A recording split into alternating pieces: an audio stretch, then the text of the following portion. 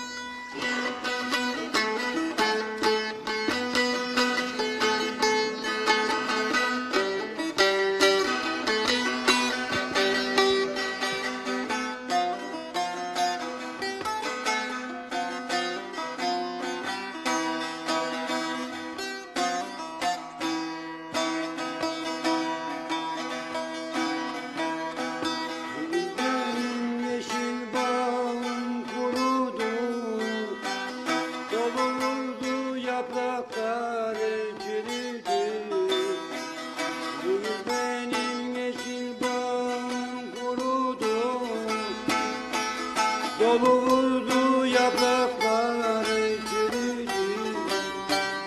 Benim de saz tutan elim var idi. Şimdi bir köşede yatalamadım.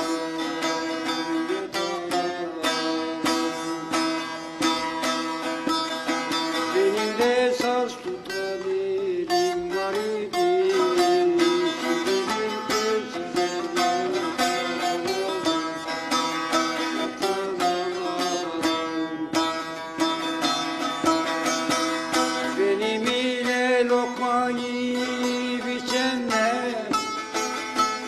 Gölgemin altında konup göçenler, sizi zalim dar gülümde kaçanlar, ben kendi kendime çatar ağlarım.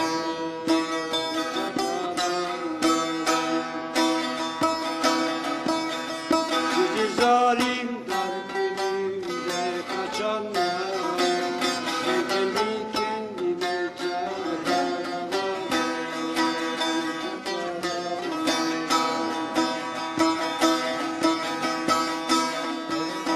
Mahzunu şerifim budur ahvalim, zamane uğramış insanlar zalim. Kıyamete kadar gider vebalim, sabır edip matem tutar ağlarım.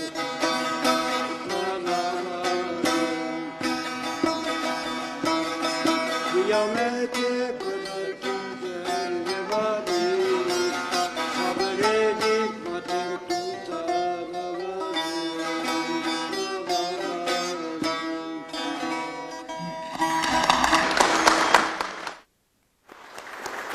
Efendim merhaba. Evet, bu akşam Paşaköy'deyiz. Paşaköy'de Kültür Salonu'nda sizlerle birlikteyiz ve Abidin Yücel çok güzel nameleriyle programımıza başladık. Belediye Başkanımız burada. Sayın Erkuş Ali var, bölge milletvekillerinden, muhtarlarımız ve yoğun bir katılım. Hayvancılar Birliği Başkanımız da burada. Buranın sorunlarını, tabii ülke genelindeki yaşanan sıkıntıları ve bilmiyorum hala gündemde mi ya da çok konuşulur mu ama müzakere sürecinde geldiğimiz aşamayı da değerlendirebiliriz. Platform açık, söz sizde olacak. Açılış konuşması için Sayın Reşit Akar'a bırakayım ben sözü. Sonrasında da hangi konuya ne dile getirmek istiyorsanız bu platform sizler için kurulmuş oluyor tekrardan. Evet, herkese iyi akşamlar. Belediye Başkanı Sayın Halil Tülücü'ye bu akşam bu organizasyonu gerçekleştirdiği için teşekkür ediyoruz. Bu akşam bizimle birlikte Cumhuriyetçi Türk Partisi Milletvekili Sayın Erkuş Ali'ye katıldıkları için teşekkür ediyorum. Her zaman olduğu gibi bizimle birlikte olan Hayvancılar Birliği Başkanı Sayın Mustafa Naimoğlu'na, Çiftçiler Birliği'nin eski başkanı Sayın Alican Kabakçı da burada.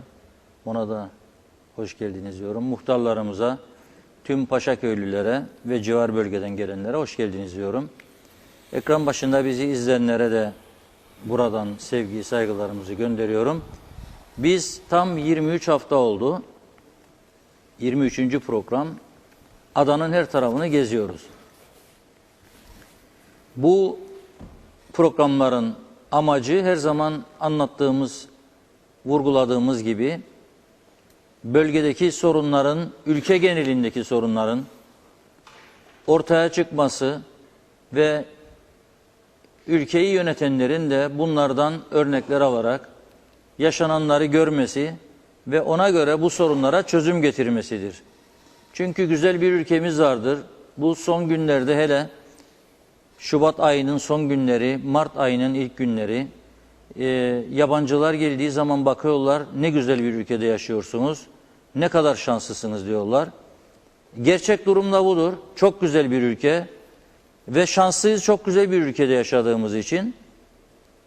Aynı zamanda ben bir konuyu da artık devamlı gündeme getirmek istiyorum. Bir başka şansımız da dünyada belki de hiç savunma gideri olmayan tek ülkeyiz. Yani bizim Kıbrıslı Türkler olarak bir kuruşluk bütçemize savunma giderimiz yok. Bütçede görünse de tamamını Türkiye karşılıyor. Böylesi bir güvenlik ortamında yaşıyorsunuz. Böylesi bir güzel ülkede yaşıyorsunuz. Hiç olmazsa bu güzel ülkeyi güzel bir şekilde yönetip insanlarımızı daha mutlu hale getirelim. Ama ne yazık ki çok şikayet var. Küçük bir ülkede birçok sorun var. Sağlıkta sorun var, yollarımızda sorun var. Hayvancı sorunlu, çiftçi sorunlu, esnaf sorunlu, gençler işsiz sorunlu.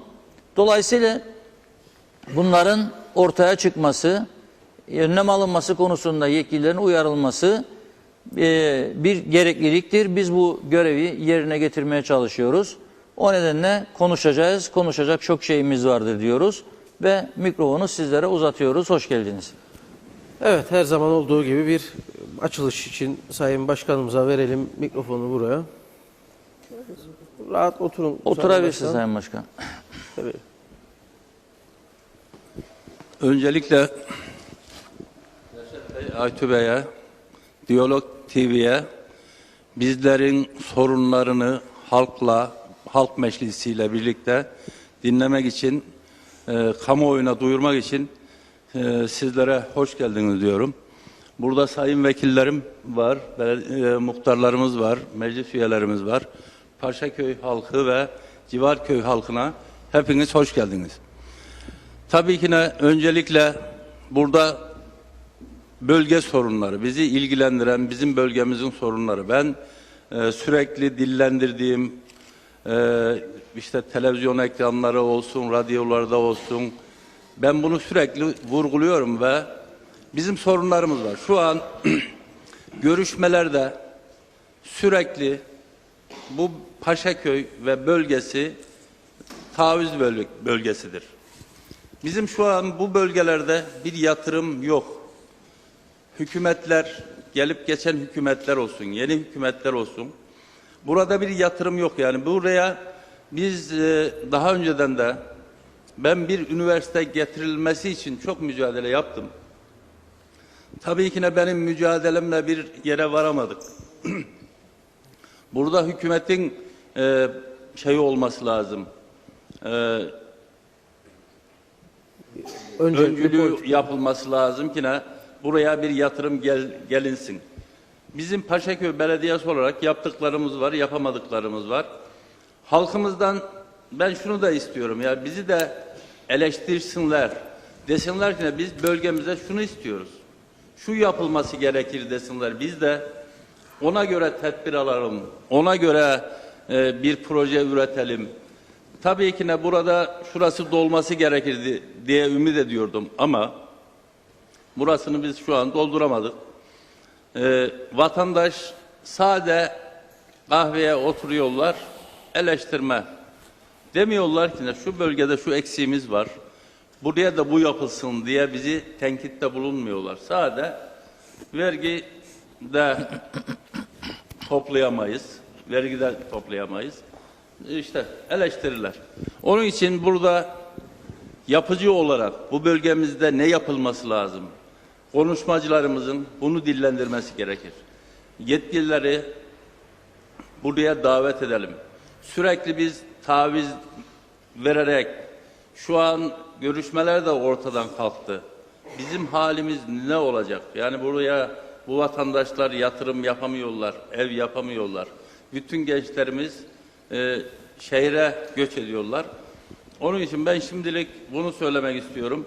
Bütün konuşmacılar da bu bölgeye masaya yatıralım. Yani sorunlarını masaya yatıralım ve birlikte çözelim diye düşünüyorum. Teşekkür ediyorum. Ya. Evet, verelim mikrofonu. Hangi konu varsa konuşmak isterseniz. Buyurun. İsmim Cumali Kerçin. 42 yıldır Paşaköy'de yaşamaktayım ve Paşaköy Belediyesi'nde çalışmaktayım. Bölgemizde biz bir üniversite kurulmasını istiyoruz. Buraya bu üniversite kurulursa bölgemizin insanı burada çalışır. Temizlikte olsun, memurlukta olsun. Buraya bir akış olur.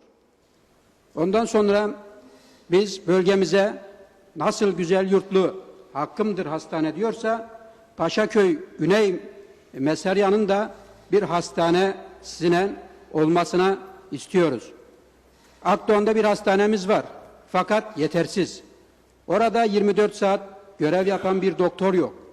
Bir acil durum olsa nereye gidiyor bizim bölge halkımız? Ya Lefkoşa'ya ya Magosa'ya. Biz buraya tam teşekküllü bir hastane istiyoruz. Bunu milletvekillerimiz buradan, onlardan rica ediyoruz. Burada 5 tane belediye var. 20 bin yakın bir nüfus var. Bu nüfus niçin Lefkoşa veya Megosa'ya gitsin? Niçin bu Akdoğan'da bu hastane büyütülüp de buraya insanlarımız gitmesin? Benim birinci konumuz bu. Burada asayiş olaylar oluyor. Vadili'de bir karakolumuz vardı. Bunu kaldırdılar bizden. Olaylara müdahale edilmiyor. Meriç'te karakol var. Diğer 5 kilometre, 10 kilometre Değirmenlik'te karakol var. Geçitkale karakol var. 4 yolda karakol var. Araları 10 kilometre. Ama niçin bölgemizde bir tane karakol yok? Bu bölge Mesere bölgesi büyük bir bölge. Biz buraya tekrar bu karakolun getirilmesini bölge halkı olarak istiyoruz. Üçüncü bir konu da yollarımız çok bozuk. Türkiye'den gelen su yapılırken belediyelerimiz muhakkak yollar kazdılar ister istemez. Buralarda çöküntüler oldu. Bu yolların tekrar yapılmasını istiyoruz. Bilhassa Vadili. Ben her gün belediye çalıştığım için Akdoğan'a gidiyorum. Orada yatırımlarımızı yapıyoruz bankaya. Çok bozuk. Bu yolların asfaltlanmasını istiyoruz hükümetimizden. Benim dördüncü bir ricam da, ben Paşakent konutlarında kalıyorum şu anda. Turunçlu kavşağı var, 4 yol kavşağı var. Oraya bir çember istiyoruz. Veyahut da bir üst geçit. Üst geçit olmayacağına göre bir çember yapılmasını istiyoruz. Orada her ay muhakkak 1 tane 2 tane kaza oluyor. Diyalogda ve eğer müsaitse veya başka gün gelsin çeksin, o lambalar kazalardan dolayı 4 tanesi şu anda yanıyor. Bu ana yolun üstünde soldaki apartmanları Evet, söylüyorsunuz. evet. Biz oradan geçemiyoruz. Artı bu 25 bin dediğim nüfus bu yolu devamlı kullanıyor. Lefkoşa'dan gelenler sıkıntı çekiyor. Buradan Mausya'ya gidecek olanlar sıkıntı çıkıyor ve bu yolda kazalar oluyor.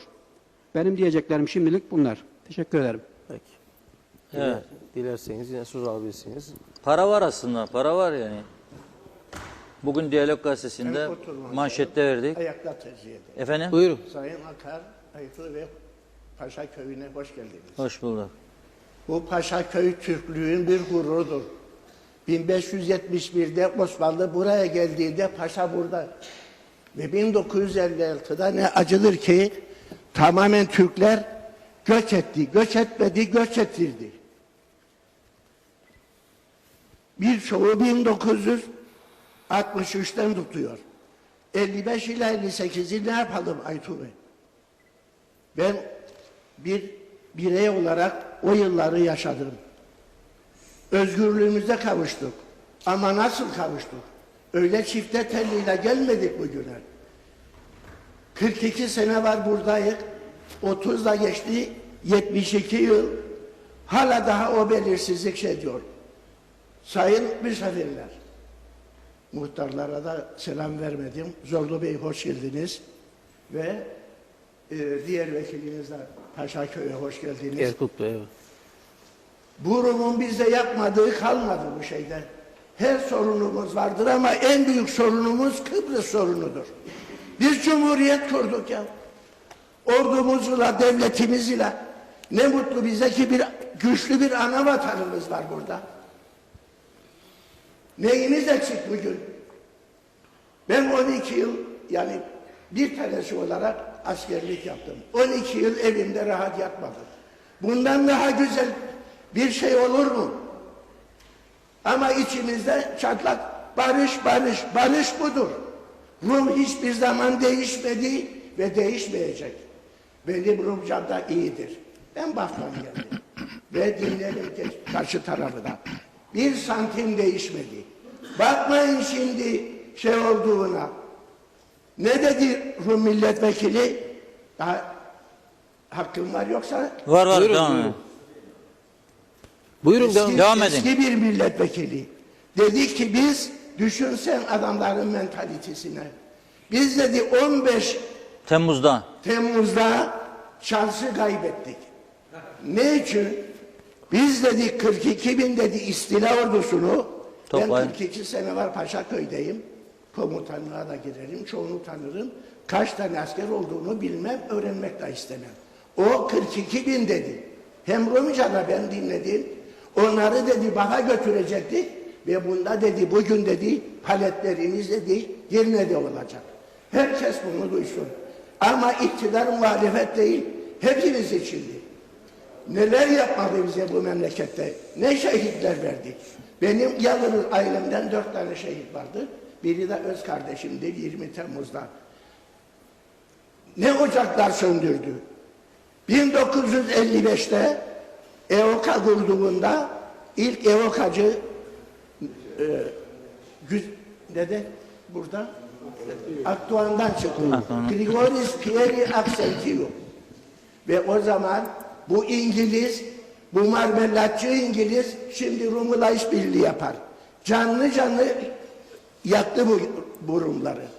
Birçok yerde yani bir şehit ailesi var mı bu Kıbrıs'taki yoktur. Onun için sizi beklerdim. 23 programdasınız. 23. Yalnız sevgililer gününde belki orası malum. Evet. Ama bugün geldiğinizde hatta geçen gün bizim şeyler geldi. Üst makamlar dedim ki diyaloğu dedim buraya getiririz dediler. Ve işte Habil Dünür'ün de yardımıyla geldiniz. Hoş geldiniz. Ben saatim bitiyor ama öyle söylemekle bitmez. Kanmayalım, aldanmayalım. Bir daha ya bizim cumhuriyetimiz var. Ordumuz var, parlamentomuz var, limanımız var. Ben Türkiye'ye 60 yaşında oldum gidemedim. Maddi yönden değil. Birkaç defa teşebbüs ettim. Sen Türkiye'ye eğitimeye gidiyorsun dedi. Onun için çok şey vardır ama haklısın. burada anlatamam. Sağ olun. Hepinize teşekkür ederim. Teşekkürler. Evet, devam edelim hızlı hızlı. Süremiz kısıtlı, o yüzden sonları beklemeyin. Değerli Reşat Bey, değerli Abdü Bey, köyümüzün sorunlarını yerinde incelemek için buraya gelmenizden dolayı gerçekten gururluyuz, mutluyuz. Sizlerin köşe yazarlarınızı devamından okuyorum ben. Gerçekten yani köylünün, halkın dilinden yazıyorsunuz. Sizi bundan dolayı kutlamak istiyorum. Sağ olun. Benim birinci konum bölgemizle alakalı bir sorunumuz var. Kırsal kesim arsalarla ilgili. Köyümüzün gençliği ve bölgenin gençliği bu arsalardan dolayı, ev yapamalarından dolayı köy dışına göç etmektedirler. Bunları tekrar köyümüze kazandırmak için köylerimize kırsal kesim arazileri en erken zamanda dağıtılıp bu gençlerimizi köyümüze tutmamız gerekiyor. İkinci bir sorunumuz da hastane. Arkadaşlarımız da bahsetti bu konuda. Bölgemize geniş, kapsamlı, iyi bir hastane veya sağlık ocağı istiyoruz. devamlı 24 saat doktoru olan bir hastane. Diğer bir konumda bahsetmek istediğim Kıbrıs konuyla ilgili. Bu artık Kıbrıs görüşmelerin bir noktaya koymamız gerekiyor. Neden? Yaklaşık 40 senedir görüşmeler devam ediyor. Bu görüşmelerdeki çıkan herhangi bir sonuç yok. Rumlar devamlanmasından kaçmaktadır. Son Anastasiadis'in masadan kaçması, kapıyı vurup çıkması, son Rum Meclisi'nden Enosus kararını çıkarması, okullarda okutulması, bu ne demek? Artık ben anlaşma istemiyorum. Başınızın çaresine bakın demek. Biz de artık bu görüşmelerin son noktaya gelmemiz gerekiyor. Neden? Artık bir referandum yapıp halkımıza sormamız gerekiyor. Görüşmeler devam edelim mi veya etmeyelim mi? Biz önümüze bakmamız gerekiyor. Halkımızın geleceği için, gençlerimizin geleceği için, ülkemizin geleceği açısından artık bu konuyu noktalamamız gerekiyor. Ve yolumuza devam etmemiz gerekiyor. Önümüzde bizim ana vatan gibi Türkiye Cumhuriyeti bir ülkemiz var. Buna sahip çıkmamız lazım. Devletimiz var. Devletimizi bugün İslam devleti, İslam teşkilatı devletler tanımakta. Kıbrıs Türk Devleti olarak. Bundan faydalanıp devletimizi tanıtmamız gerekiyor. Aşılmamız gerekiyor. İlerisi için planlar, programlar yapmamız gerekiyor. Üçüncü bir konum da ülkemizdeki bu siyasi açısından. Erken seçim. Bugün erken seçim yapılsa ne değişecek? Gene aynı tablo mecliste olacaktır. Onun için bu hükümet daha 10 aylık bir hükümet zaman verip artık seçimleri zamanında yapmamız gerekiyor. 42 yılda 38 hükümet değişti. Bu ne demek ya? Her sene hükümet mi değişir? Bunlara artık bir nokta koymamız gerekiyor. Benim söylemek istediğim bunlar. Sizlere Peki. teşekkür ediyorum. Sağ olun. İyi akşamlar diliyorum. İyi akşamlar. İsmim Mehmet Aktaş, Paşaköy'de yaşıyorum. Sağ olun.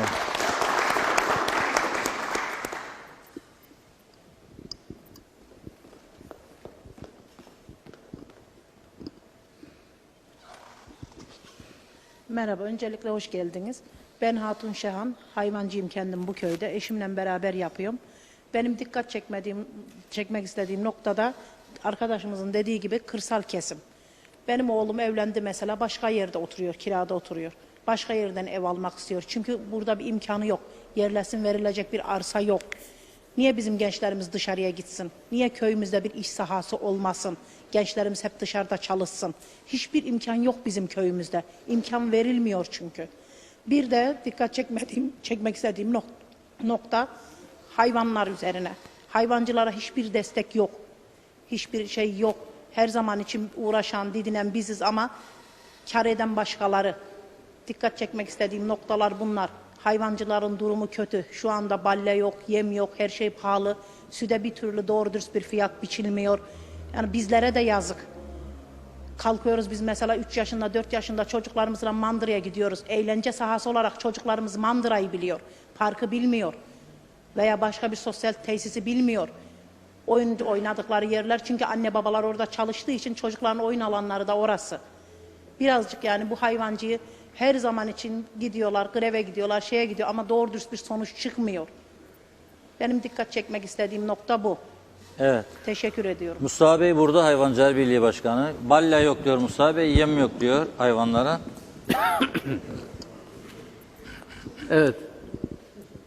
Vadili Belediye Başkanımız da geldi. Hoş geldiniz. Devam edelim.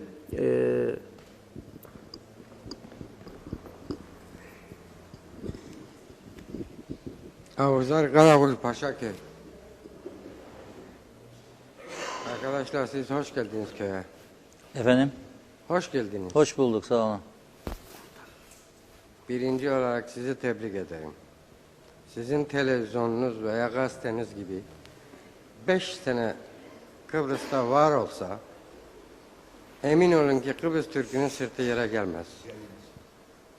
Ayto gibi 20 tane televizyoncu olsa Kıbrıs Türk'ü habire kurtarır paçayı.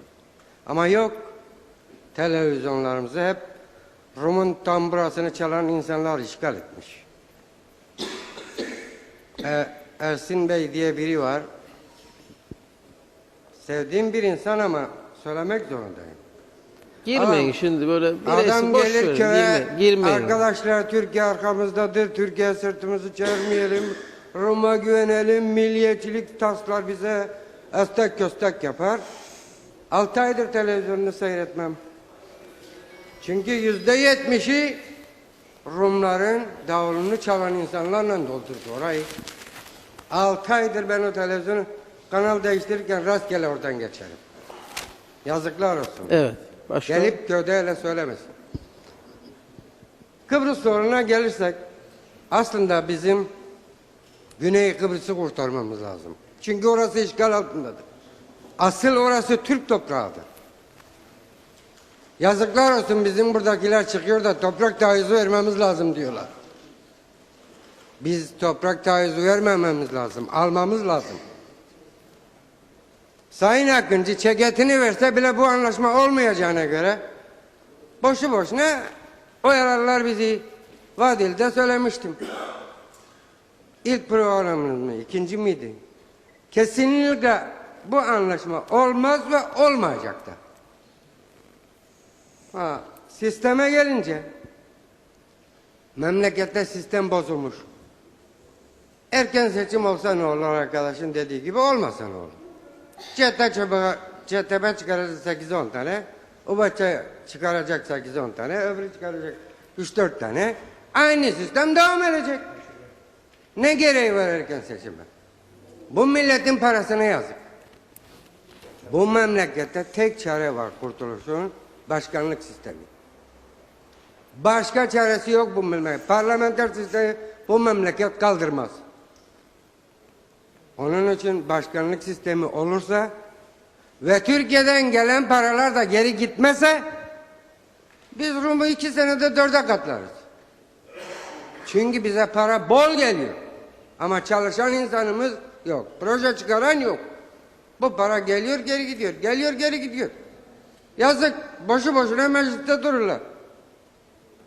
150 tane müsteşar tutacaklarına onları alaşağı etsinler. 1000 tane insan alsınlar işe.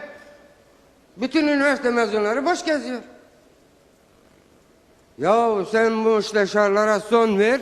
1000 tane delikanlı alırsın işe. Bu para onlara yeter. Ama yok. İlla amcasının oğlu teyzesinin kızını alacak. Bir aile var 8 nüfus. 8'i de devlette. Bir başka aile var. 3 çocuğu var. 3'ü de dışarıda. Niye?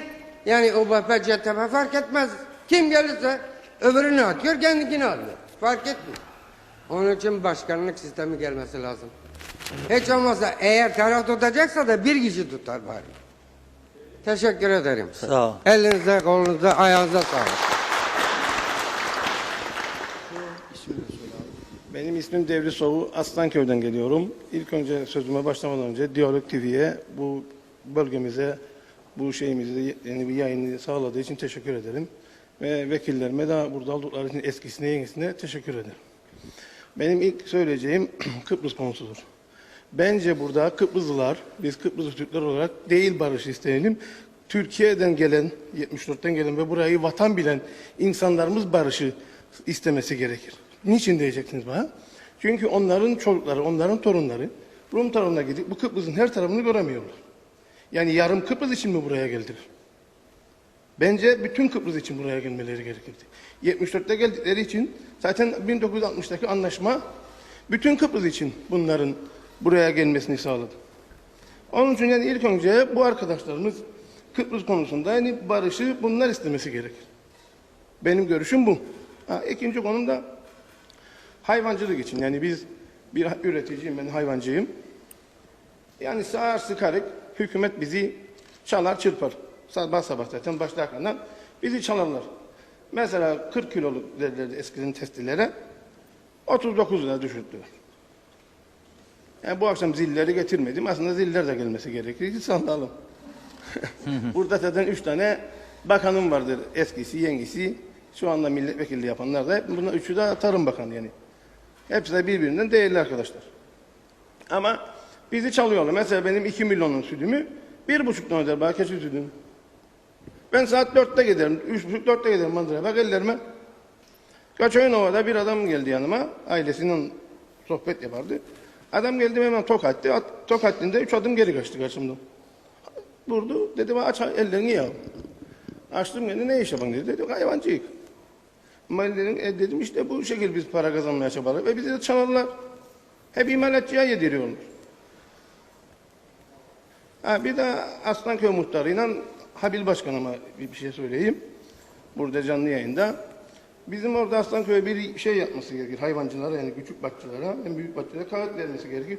Ölü hayvanlarını sağa sola atmasınlar. Çünkü bizim yapılan Bursa testlerimiz temiz çıktı köyümüz. Çok şükür. Her tarafa birini ölür götürür atar. O biri atar bu biri atar. Şimdi insanlar gelir o bölgede Kıraç dediğimiz bir bölge vardır hayvanlar orada. Orada gezerler. Orada ölü hayvan, burada ölü hayvan. Ne kadar toparlayacak? Yani bunları kendilerinden rica ederim. Bu işe bir baksınlar. Bana bu söz hakkında verdiğiniz için teşekkür ederim. Peki, sağ olun. Hanımefendi var burada.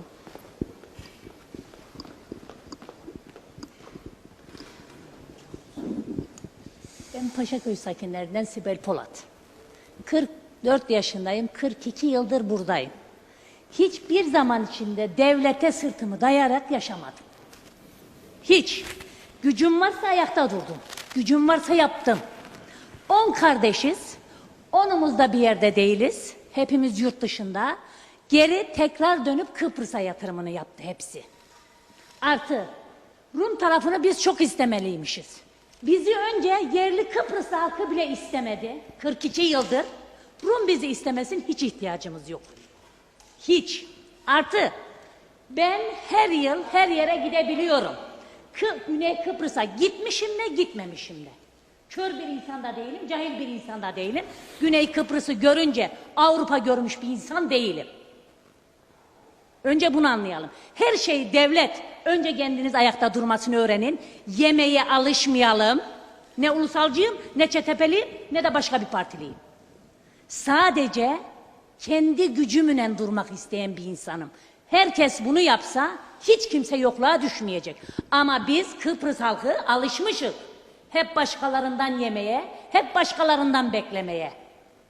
Üreticisiniz siz. Evet, üreticiyim. Mustafa Bey de çok iyi bilir beni. Desin ki yardımlardan bu kadar teşvik alır, bu kadar yardım alır, hiçbir yerde bir yerde faydalanır. Ama çok yani bu yok Türkiye, yok Kıbrıs çok karşım. 43 yıl ve bizi benimseyemediler. Ve biz onlardan daha fazla yatırım yaptık. Bana kalkıp diyor ki Güney Kıbrıs onlar daha çok istermiş görsün. Görsem ne olacak Güney Kıbrıs'ı? Türkiye'nin her yerini görüyorum. İngiltere'yi görüyorum, Avrupa'yı görüyorum, Almanya'yı. Güney Kıbrıs'ı görsem ne olacak ben? Ha? Siz söyleyin bunu. Bir, geliyorlar, bu insanlar 20-25 yıldır burada Türkiye'li olan insanlar var. Oturumuyla, çalışma izniyle çalışan insanlar var. Ve hiçbir hakka sahip değiller, vatandaş olamıyorlar. Siz söyleyin bunu bize. Ki hiçbir ihtiyacım da yok. Hiçbir ailemin de buna hiçbir ihtiyacı yok. Hiç. Şimdi size verelim, size de verelim sözü. Bakın, Tamam. hiç kavga etmemize gerek yok. Beyefendinin sözüne karşılık verdim mi ben? Yok. Beyefendinin sözüne karşılık verdim. Evet. Ki ben size diyorum, burada hepsi beni tanır Paşaköylü olarak. Hepsi de bilir. Biz aile olarak kendi gücümüzle her şeyi yaptık. Evet. Her şeyi. Kırsal kesim diyorlar. Kırsal kesim Paşaköy dolu. Uğraşmayan olursa veren olur mu? Olmaz. Gençlerimiz kaçıyor. Hoşumuza gidiyor. Paşaköy'den Lefkoşa'ya gideceğine yol kirası versin. Lefkoşa'dan ev alırım diyor. Ben uğraşmazsam çocuğum için kimse uğraşamaz. Ben bunu diyorum. Ben uğraşmazsam ailem için kimse benim ailem için uğraşamaz. Ben bunu diyorum. Evet. Önce kendimizden şikayetçi olacağız. Ondan sonra etrafımızdaki insanlardan şikayetçi olacağız. Benim yani sözüm budur insanlara. Her şeyi başkasından beklemeyelim artık ya. Başkasından beklemeyelim. Biz bir şeyler yapabiliriz. Civar köyler 10 köy birleşsin. Ne yapmaz? Hangi insana dokunar birer milyar? Hangi insana dokunur? Birer milyar verdik herkes, bütün insanlar her şey olur. Yarısını da devletimizden bekleyelim. Yapmazsa o zaman yürüyor.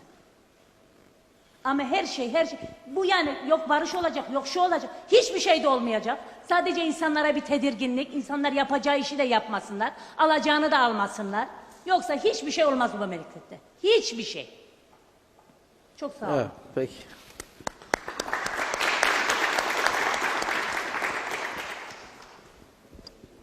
İfade etmek istediğiniz bir şey var mı?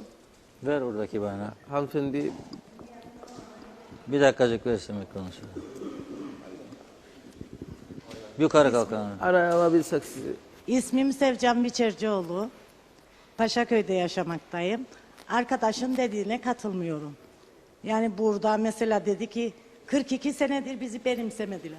Yanlıştılar. Benim 4 tane çocuğum var. Hiç kimse devlet işinde değil. Onların bugün askerden çıktığı yarın devlet dedi. Bunlara ben karşıyım. Bu köyde de Kıbrıslı Türkiye'li ayrımı yoktur. Ben hayvancılık yaparım. Kıbrıs konusunda beni hiç ilgilendirmez artık. Ben çalıştığımı bu köye yatırdım. Bütün geleceğimi, bütün paramı anlaşsalar da olur, anlaşmasalar da. Ki anlaşmadan taraf değilim. Herkes çünkü ekmek derdine düştü artık. Nasıl geçinecek, çocuğunu nasıl tertipleyecek veya bankalara borcumuzu nasıl ödeyecek? Kusura bakmayın sinirlendim arkadaş. Yaptığı için, ayrıcalık yaptığı için ona biraz canım sıkıldı. Ben hayvancılık yaparım. Ondan sonra burada eski Tarım Bakanımız da var. Ve bir kota uyguladılar bize. Yarısı daha 1200 kilo normal fiyat. Kalan kilolarımız daha ucuz. Ben sorarım buradan kendilerine. Acaba bu hayvanların yarısı daha ucuz fiyata mı yemiyor yoksa daha pahalı fiyata mı yer? Güzel bir soru. Yani bütün bunları bilmeleri lazım. Güzel bir soru. Burada eski Tarım Bakanları var burada. 3 tane eski Tarım Bakanı süte var. kota kodukları için şimdi ne yaparız biz? Süt parası çıkar, holigram sayışlerik. Döviz yükseldi, fiyatlar aldı başını gitti. Hükümet varmış. Ne hükümeti? Hangisi durdurdu bu dövizi? Düşün bu yemin fiyatını. Döviz düştü, yemin fiyatı düşmez. Sabitlendi, aldı başını gider. Biz sattığımız inekleri de borca ki gene içine giderik. Kim dur dedi bize? Hiç kimse. Dursun ya o biraz doğru dürüst yönetsinler. Döviz yükseldiyse tamam yükselttin düştü düşür fiyatı. Biz işlerik borca gömülürük. Bir de anlaşma olursa hadi gelsin gavur. Ben nereye gideyim? Benim oğlum devlette mi işler? Hayır. Hiç kusura bakmasınlar yani bu köyde ayrıcalık diye bir şey yoktur. Bunu da kabul etmiyorum. Ben mesela kendi gözlemlerime göre biz Kıbrıslılar bu memlekette 4. sınıf vatandaş bile değilik artık. Bunu açık olarak söylüyorum. Türkiye'den gelenler işe de girdi, ev sahibi de oldu. Neyin sahibi olmadılar? Bugün uçak alanına git, hep arabalar sıralı. Kimindir o arabalar? Kimlere verildi? Bize mi verildi? Hep uçak alanında çalışanlar, hepsi Türkiye'li, hepsi emekli çıktı. Ben kendi işlememle sosyal sigortada emekli çıktım. Senelerle ulusalı destekledim. Bir tane evladım yoktur devlette. Bir oğlum var, 26 yaşına gitti, arsası yok. Müracaat ettik, kaç sene var? Yer mi gösterdiler mi? Hayır. Ben oğluma devredeceğim bu işi. Artı başka neyi söyleyeyim? Yok söyleyeyim. Kirli sularımı dışarıya atarım. Herkes şikayet eder. Şikayet etsinler. Bundan girer dedim arkadaşlara. Bundan çıkar belediye var. Altyapı yapsınlar. Kanalizasyon ister. Şikayet edeni hiç duymam artık. Kesinlikle duymam. Su verdiler mandıralara. Bin berekat köyümüzde suyumuz daha uygundur diğer belediyelere göre ancak hayvanlara daha ucuz olması lazım. 3,5 liradır. Düş 2'ye.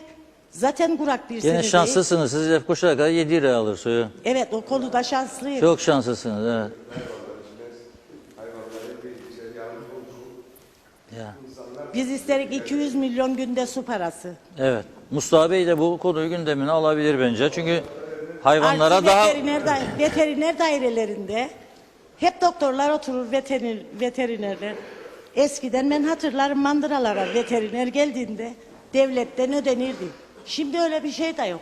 Dairelerde veteriner almışlar. Gel bakın ya hayvanlara. Her mandıralara yani belli mandıralara bedava veteriner olması lazım. Nasıl demeyecek arkadaşın dediği gibi hani köyde doktor olsun, o olsun, bu olsun. O zaman hayvanların da böyle bir şey olması lazım. Bir Bursela çıkarttılar. O da yanlıştır. Eti yenildi, sütü içildi. Yılbaşında bütün piyasada döndü. Burselalıların hayvanların etini yedirdi bizim hükümet. Döndü hayvanlarımızı azaltsın diye. Ne yaptı? Aldı elimizden. Hale daha para da yok. Yani kasaba verdik. Hesapta bize prim verecek. Nerede o para? Bütçe çıkmadı. Mart'ta çıkacak. Dert çok da dinleyecek olan yok artık. Evet, peki. Yani bu memleket böyle bana göre. Teşekkür ederiz, sağ olun. Üretimle ilgili tabii bir de eleştiriler onları soracağız. Muhtar tabii. Bey var burada, Halil Bey. Hem muhtar hem hayvancı. Tabii ben sizin her zaman en büyük hayranınızım. 24. program. Çok sağ olun. Reşat Bey, Aytu Bey ve Diyalog ailesine çok teşekkür ederiz bu gece bizim bölgemizde. Şimdi ben 1975 doğumluyum. Yaklaşık 10 yaşındaydım, hayvancılığa başladım. 1985'lere kadar insanların 40 tane 50 tane koyuncu vardı. Çocuk okudurdu. Ya, evlendirirdi. Ev geçindirirdi, evlendirirdi, ev yapardı, aile yaşantılarını kurardı çocuklarının. 1985'ten 90'lardan bu yana hayvancılık gelişmeye başladı. 2000'lerden buraya gelişti, bugünlere geldik. Bugünlere geldik, sıkıntılar büyüdü.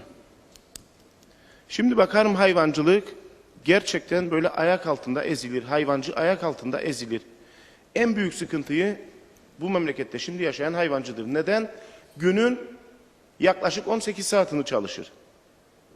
Çıkarsın bir yere giden kahveye, işte hayvancı doymaz, bu kadar para kazanır. Hayır, hayvancı hakkını alamaz. Gerçekten abartılı bir şekilde hayvancı ezilir. Ve dışta halkın gözünde de hayvancı ezilir. Hayvancıdan sütün litresi 1,25 kuruşa alınır. En iyi süt ödeneceği 1,25 desteksiz süt. Vatandaş sütü 3,75'e alır. Bir şişe su 1,5 lira. Kıyasladığınızda bu hayvancı sütünü bu vatandaşa 1,25'e verir. 1975'ten sonra aşağı mesela dediğimiz bölgede bir tek fabrika kuruldu, Kaleboya. Bu bölgeye yapılan tek yatırım 20 binlik nüfusta 9 tane banka var. Bu 20 bin nüfusu bu bankalara esir ettiler. Bu bölgede sadece bankacılıktır gelişen. 9 banka. Kendi aralarında rekabet, krediyi verelim, sıfır kredi verelim. Bir de Türkiye'den bir banka geldi, sıfır faizli kredi verilmiş. Bütün hayvancıyı, bütün bölgeyi mahkum etti. Herkesi bağladı. Herkes borçun altında ezilmektedir. Şu an bölgede kırsal kesim arsaları denilir. Gençlik kaçar gider. Zaten gençliği biz körledik. Gençlik evlenir, korkar çocuk yapsın. Hadım ettik biz gençliği. Gençlik çocuk yapacağım da babasına sorar. Baba çocuk yapayım bakacak mı? Anne bakacak mı bu çocuğa? Gençliğimizi biz harcadık. Biz kendi gençliğimizi harcadık. Neden? 75'ten 95'lere kadar bir ganimet sefası gitti. 2000'lere kadar. Karı koca memur olan bu eskilerde bir ganimet sevdasından emekli çıktı. İşlemeden emekli çıktı. 7-8 bin lira maaş aldılar. Kendi düzenlerini kurdular. Şimdi çıkın kahvelere, bölgede gençlik kalmadı. Bölgede sosyal aktivite yok. Bir tek yatırım hayvancılık. Bizi bu bölgede hayvancılığa ettiler. Bütün varımızı, yoğumuzu bu hayvancılığa yatırdık. Hayvancılık bölgeleri kuruldu. 4 köyde daha kuruldu mesela. Bütün yatırımlar burada, hayvancı kanallar. Yem fiyatları pahalı. Girdiler yüksek. Biz dedik ki arkadaşlara gelin bize destek verirsiniz derdiniz. Bu destekleri istemeyip verin vatandaş ucuz yesin. Bize sütümüzün gerçek fiyatını verin. Bu sütün bir fiyatı var. Oturalım maliyetlerini koyalım. Sütün fiyatını belirleyelim. Bize sütümüzün fiyatını verin ya. Verdiğiniz destekleri de verin vatandaş ucuz yesin. O da yok. Gelin dedik bu memlekette bir kota koydum. Çünkü iş adamları da başladı hayvancılığa kaymaya. 10 tane iş adamı memlekette, biri otelci, biri onucu, biri bunucu, hepsi hayvancı oldu. Köyde de 10 tane ineği olan, onun hakkını da o yer. Gelin dedik memlekette bir kota koydum. Ülke kotası. Dönelim ağılları da kota koydum. Herkesin ürettiği süt belli olsun. Bu hellime de artık bir kalite koydum. Bazen giderik oturur mesela. Çoğu yerde biz kaliteli hellim yemedik. Yiyemiyoruz. Yiyemiyoruz da. Koydum bir kalitesi olsun bu hellimin, bir de fiyatı olsun. Hellimin fiyatı olduğunda sütün de fiyatı olacak. Tabii. Mesela güneyde 13 Euro'dan aşağı hellim yok. Evet. Bir de derler ki Bizde işte, nasıl olur 10 lira hellim satılır burada? bir de derler ki işte bu hellim yurt dışına gitmez. İngiltere'ye de gider. Galeburnu köyü sadece bütün hellimini İngiltere'ye gönderir. Öyle veyahut böyle. Bize de göndersin, bize satın alalım. Değil mi? Kıbrıs'a. Bulursak alır da yetiştiremiyorlar. Yetiştiremiyorlar yani. Bir de biraz önce arkadaş söyledi ki işte bölgedeki ağıllar bölgesinde ölü hayvanlar olur ve atılır hastalık için. Bugün hayvanınız ölsün, belediye alo deyin, dozeriyle, kamyonuyla oradadır. Hayvanını alır ve gömer. Anında yani. Eğer cumartesi pazarsa ve cumartesi vaka gerçekleştiği, cumartesi pazar da içinde belediye bize bu hizmeti sunar. Ben Aslanköy olarak konuşurum. Ama belediyenin de yani bu ölüler konusunda hassas olduğunu ve diyalog içinde olduğumuzu da hayvancıya da kağıt dağıttık. Ölünüz olduğunda belediyeyi arayın, alsın gömsün. Ama hayvancı ne yapar? Ölü hayvanın kulak numarasını keser, çeker bir kenara atar. Belli olmasın kimin attığını da. Bir de bu Kıbrıs meselesinde bugün memlekette bir cumhurbaşkanımız vardır Sayın Akıncı. Bu ülkenin, bu milletin %65 oyunu aldı. Ben bugün Akıncı'nın son manevrasına da güveniyorum. Ve Cumhurbaşkanımıza da güvenmek zorundayız. Ve son şeyde de güvenimizi boşa çıkarmadı yani. İnşallah da Roma masaya dönerdi, dönmezdi, anlaşma isterdi, istemezdi. Günün sonunda masadan kaçan biz olmayacağız. Teşekkürler. Evet. İyi akşamlar. Hoş geldiniz Diyalog TV. Arkadaşlar sizlere iyi akşamlar. Ben 74'ten bu yana girmek isterim kısaca. 74'ten önce burada iyi kötü bazı olaylar oldu. 74'ten sonra burada çok güzel olaylar da oldu. Bugün kapılar açıldı. Denktaş'tan bu yana kapılar açıldıktan sonra ne oldu? Barış, barış, barış, barış. Barış anlaşmasında ne var bilmiyorum yani anlayamadım ben. Bütün insanları buralara sıkıştırıp beş parmaklarının arasına mı koyacak? Bugün Akıncı'ya da söylüyorum, Erol'una da söylüyorum, Mehmet Ali Talat'a da söylüyorum. Rahmetli Denktaş da aynıydı. Ne oldu? Barış olmadı, kapılar açıldı, gittiler öbür taraflarda darbe yiyip gelmeye başladılar. Bu darbeler ne oluyor? Yarın bir gün anlaşma olduğunda, kapılar açıldığında insanlar birbirine girecek, bunun içine girecekler. Ben komşuma güvenmeyeceğim, öbürüne güvenmeyeceğim. Şimdi Yeşilırmak'tan aldım bir de Zaferburnu'na kadar, sabaha kadar insan gidebilir. Az önce hanımefendinin bir tanesi dedi. Havalanında çalışan Türkiye'liler. Türkiye'liler buraya yoktan geldi. Kimisi valizini aldı, kimisi çantasını aldı, kimisi ailesini aldı geldi. Onlar alınlarının teriyle para kazanıyorlar. Kimisi askeri ücretle, kimisi fazla bir mesaiyle. Ben buna da... Ya 20 saat, 25 saat her neyse. Ben örneğin emekliyim. Ben emekli olduğum halde gidiyorum başka bir çalışıyorum. Niçin? Biraz daha refah çalışayım diye. Biraz daha refah geçineyim diye. Çoluğuma çocuğuma bir şey bırakmak için. Türkiye'den ben yerimi sattım. Burada Aslanköy'de ev yaptım. Komşum da çok iyi bilir. Kimisinin gözü açıldı. Mandıra alacak olduk, gözleri açıldı. Ev yapacak olduk, gözleri açıldı. Hayır. Burada eşitlik var. Ama ki kimilerinin arasında olmayabilir. Bu neden kaynaklanabilir? Bizim geçmiş büyüklerimizle ben görüştüğümde 74 muharebesinden sonra evlatlarına anlatmadıklarından dolayı neler çektiler neler çekmediler. Ve bugün örneğin birisi vatandaş olacak oluyor, kimisi torpille oluyor, kimisi bilmem neyle oluyor. Torpil her yerde görmeye başladı. Ben buna da karşıyım. Devlet olarak 74'ten bu yana hangi parti olursa olsun 2 tane parti bulmuşuk. Bir ÇTP, bir UBP. Bir ÇTP, bir UBP. İnsanlar gözlerini açsın artık yani. Eğer ki benim bu sözümü tüm Kuzey Kıbrıs Türk Cumhuriyeti dinliyorsa gözlerini açsınlar artık. ÇTP'nin UBP yok mu memlekette? Başka partiler de var. Onlara da oy verilsin. Denensin. Kardeşim ben bugün eğer ki başa geldim bir şeyler yapamıyorsam indirirler ben aşağıya. Bugün Habil Bey başkan 3 seneden beri 4 seneden beri 3-4 sene araydı şeyden beri belediye başkanı. Demek ki bu anlamda bir şey bırakıyor buraya. Bu durmadan başkan oluyor. UBP denendi olmadı. ÇTP denendi olmadı. Kardeşim artık yeter ya. Bir parti değişik, zihniyet değişikliği yapalım. Evet. Benim aklım vermedi yani benim bu işe. DP'si var, TKP'si var, ne bileyim yeni partiler kuruluyor, onlar var. Parti çok, parti çok. Merak Haddinde etmeyin. fazla. Cebimdeki paradan fazla parti var. Bir de benim sizden ricam, başkanım da burada. Bizim Aslanköy'de ev yaptık, yolumuz çok bozuktur. Dinlesin. Biz kendisine geldik gittik, heyet oluyor dedi, olmuyor dedi. Biz istiyoruz artık, rica ediyorum. Gerekirse ayağına mı yalvaralım, kapanalım. Biz yol istiyoruz. Biz artık düzgün bir yaşam istiyoruz. Köyümüzün içinde köpekler almış gitmiş başını. Benim bir çocuğum var, evimin önüne gelemiyor. Evet. Çocuğum aklını yitirecekti. Bir köşede eğer ben arabayla köpeğe vurmasaydım çocuk parçalanacaktı. Ben bir de bunu istiyorum. Muhtarım da burada, belediye başkanı da burada, azalar da burada. Gereken milletvekiller de burada. Peki. Çok teşekkür ederim. Sağ olun.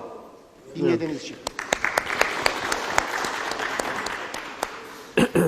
Belediye başkanı en son cevap verir eleştiriler isterseniz. Ya şimdi de verebilirsiniz. Köpek, bu başıboş köpekler. Kırsal kesim konusu var falan birkaç konu var. Tüm konuşmacılar tabii bölgenin sorunlarını dile getiriyorlar. Köyün sorunlarını dile getiriyorlar. Doğrudurlar, haklıdırlar. Ben şunu söylemek istiyorum. Şimdi başından da söyledim. Bu bölgeye bir yatırımın gelmesi lazım. Türkiye'den ana vatandan su geldi şu an. Barajda içme suyu olarak kullanılıyor ama şu an bunu sulama sistemine verilmedi. Kimse bunu dillendirmiyor bak. Bu bölgede turizm yok. Hayvancılıktan, çiftçilikten başka bir şey yok. Çiftçilikte ekiyorsun, kurak gidiyor ülke. Yağış yok ha. Şu an yine kurak ülke, tehlike çanları çalmaya başladı. Şimdi konuşmacılar hep kendine konuşuyorlar. Burada konuşurken ülke meselesi ve toplum meselesini gündeme getirmeleri gerekiyor. Bu suyu bu Mesarya bölgesine gelmesi lazım. Vermeleri gerekiyor. Bu projeye geliştirmeleri gerekiyor. Bunun yanında başka yatırımlar, demin de söyledim başından, bir üniversite, deniz sahillerine üniversite kurmaya gerek yok. Mesarya bölgesine getirsinler. Bu insanlar kalkınsın. Bu insanlar işlerde çalışsın. Bu sorunlar ortadan kalksın. Tabii Aslanköylü arkadaşımız o asfalt konusuna gelince, şimdi köyün kenar kısmına ev yapmış. Orada sosyal konut arsası verildi. Şimdi oraya başka da ev yapılmadı. Ben bunu projeye aldım. Projede Türkiye Cumhuriyeti katkılarıyla bu projeler gerçekleşiyor. Bizim aldığımız vergilerin belli zaten. Buraya bizim aldığımız vergilerle bu asfaltın dökülmeyeceğini hepsinin bilmesi gerekiyor. Bir köyün kenarında bir şey, bize oraya evler yapılmadığından dolayı yardım heyeti bize diyor ki buraya bu altyapılar önce yapılsın, ondan sonra buraya evler yapılsın, su teşkilatı çekilsin, ondan sonra. Şimdi yapılmayan bir eve ben nasıl bir asfalt dökeceğim? Bir kişi için de bu asfaltı kabul ettiremedik. İstabilize, neticede istabilize yolunu yaptık. Şimdi olabilir yani her adam kendi isteğine göre bir şey yapılamaz. Bu belediyenin gücü bellidir, şeyi bellidir. Aldığımız vergiler bellidir. Bu köyün içinde yeni vergileri toplamaya başladım. Ben 15 yıldan beri belediye başkanıyım. İçtiği suyun parasını ödemiyor adam. Şimdi akıllı sayaca geçtik. Sistemi oturttuk. Eski borcundan eğer gelip de 100 lira para yüklüyorsa kartına 50 lirasını eski borcuna kesiyor. Bu 10 bin liraya 50 liradan ya ödeyemez, yarın faizini ödeyemez. Ondan sonra da şikayetler başlar. Önce kendimiz düzgün olacağız, bir şeyler isteyeceğiz. Biz vergi vermeden belediye bir hizmet veremez ki. Evet. Bir de Sevcan arkadaşımızın söylediği o işte suyu şeye akıtıyor. Söylediği mandıralardadır. Evet. Suyu yollara akıttı. Oraya kanalizasyon istiyor. Şehirlerde yok kanalizasyon. Nasıl olacak da ben mandıralara kanalizasyon yapacağım? Her tarafını asfalt yaptım. Su deposu yaptım. Mandıralarla su çektim. Bunu görmüyor bak. Suyu da yola akıtıyor. Yok olmaz öyle. Kanalizasyon, biz şehrin içine biz kanalizasyon yapamadık daha. Onun için bizim istediğimiz şu olması gerekir. Önce bu suyu sulamayı Buraya getirsin, evet. Mesariye getirmemiz lazım. Kesinlikle. Sesimizi bunu duyurmamız lazım. İşte öbürünü bilmem ne olmuş da bilmem ne. Bunlardan vazgeçelim. Bakın doğru. bu ülkeye bir yatırım getirtirelim. Bunu savunalım. Çok doğru. Şimdi hep kendi çıkarlarımızı konuşmayalım. Bak ben bunu başından da söyledim. Masaya yatıralım ya.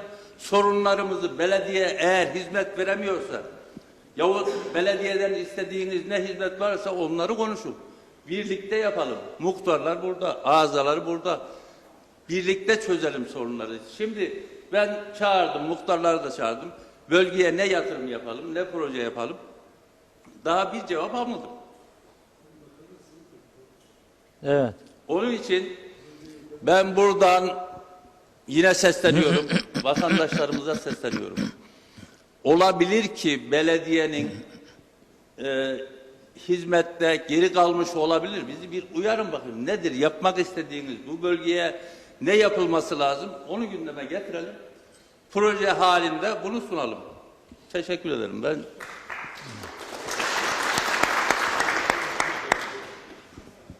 Buyurun. Sayın Başkan, ben size bir soru sormak istiyorum. Bildiğiniz gibi bu Kıbrıs durumu var. Evet. Acaba seçsek, özeti. Evet. Bu memleketi başkasından daha iyi mi idare edecek? Kudret Özer mı? Onu mu dediniz? Ne anlamadım. Cemal Özyiğit. Ha, Cemal Özyiğit mi dediniz? Evet. Ha Cemal Özyiğit. Ha. Çünkü ben her gün sizin gazetenize alıyorum. Çünkü orada yazılıyım. Ben okuyorum. Eğer hakikaten bu adam bu memleketi daha iyi bir idareye getirecekse kendine oyumuzu verelim. Evet. Sizin Reşat Bey size gazetenizde soruyoruz. bunlar yazılıyor. Okuyorum.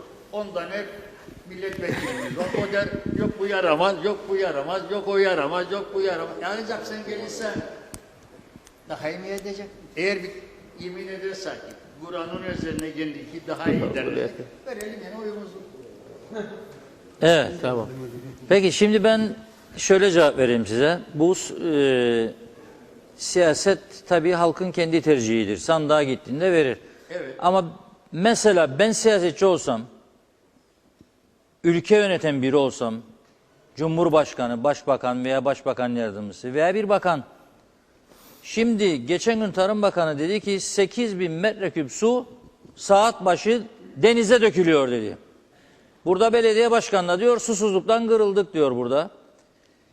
Güzelyurt Aydınköy'e gittik. Oradaki narenciyeci dedi ki su kalmadı, tuzlu su geliyor, ağaçlar kurudu dedi narenciye ağaçları. Bunu duyduğumda üzülürüm. Ve sabahleyin toplarım bütün belediye başkanlarını. Ey kardeşim derim 7 lira vereceğine bu suyu 2.30'a alıyorsun. 4 lira ver. Bu insanlar bu suyu kullansın derim. Hayvancı da geçinsin, narenciyeci de geçinsin. Herkes bu suyu kullansın, denize döküleceğine memleket yeşersin. Şimdi bana göre ortaya çıkacak siyasetçiler de bu konuda isim vermem gerekmez. Kim olursa olsun ve mevcut partilerde bu konularda halka yemin vermezlerse bu defa halk bunları desteklemeyecek. Ben bunu görüyorum gittiğim yerlerde. Ben de desteklemeyeceğim vatandaş olarak, kişi olarak. Evet. Yemin bile Kur'an'ın üzerine yemin vermezse bana birisi ki şunu yapacağım inanmıyorum. Evet. Bunun başka bir şey cevap veremem size herhalde.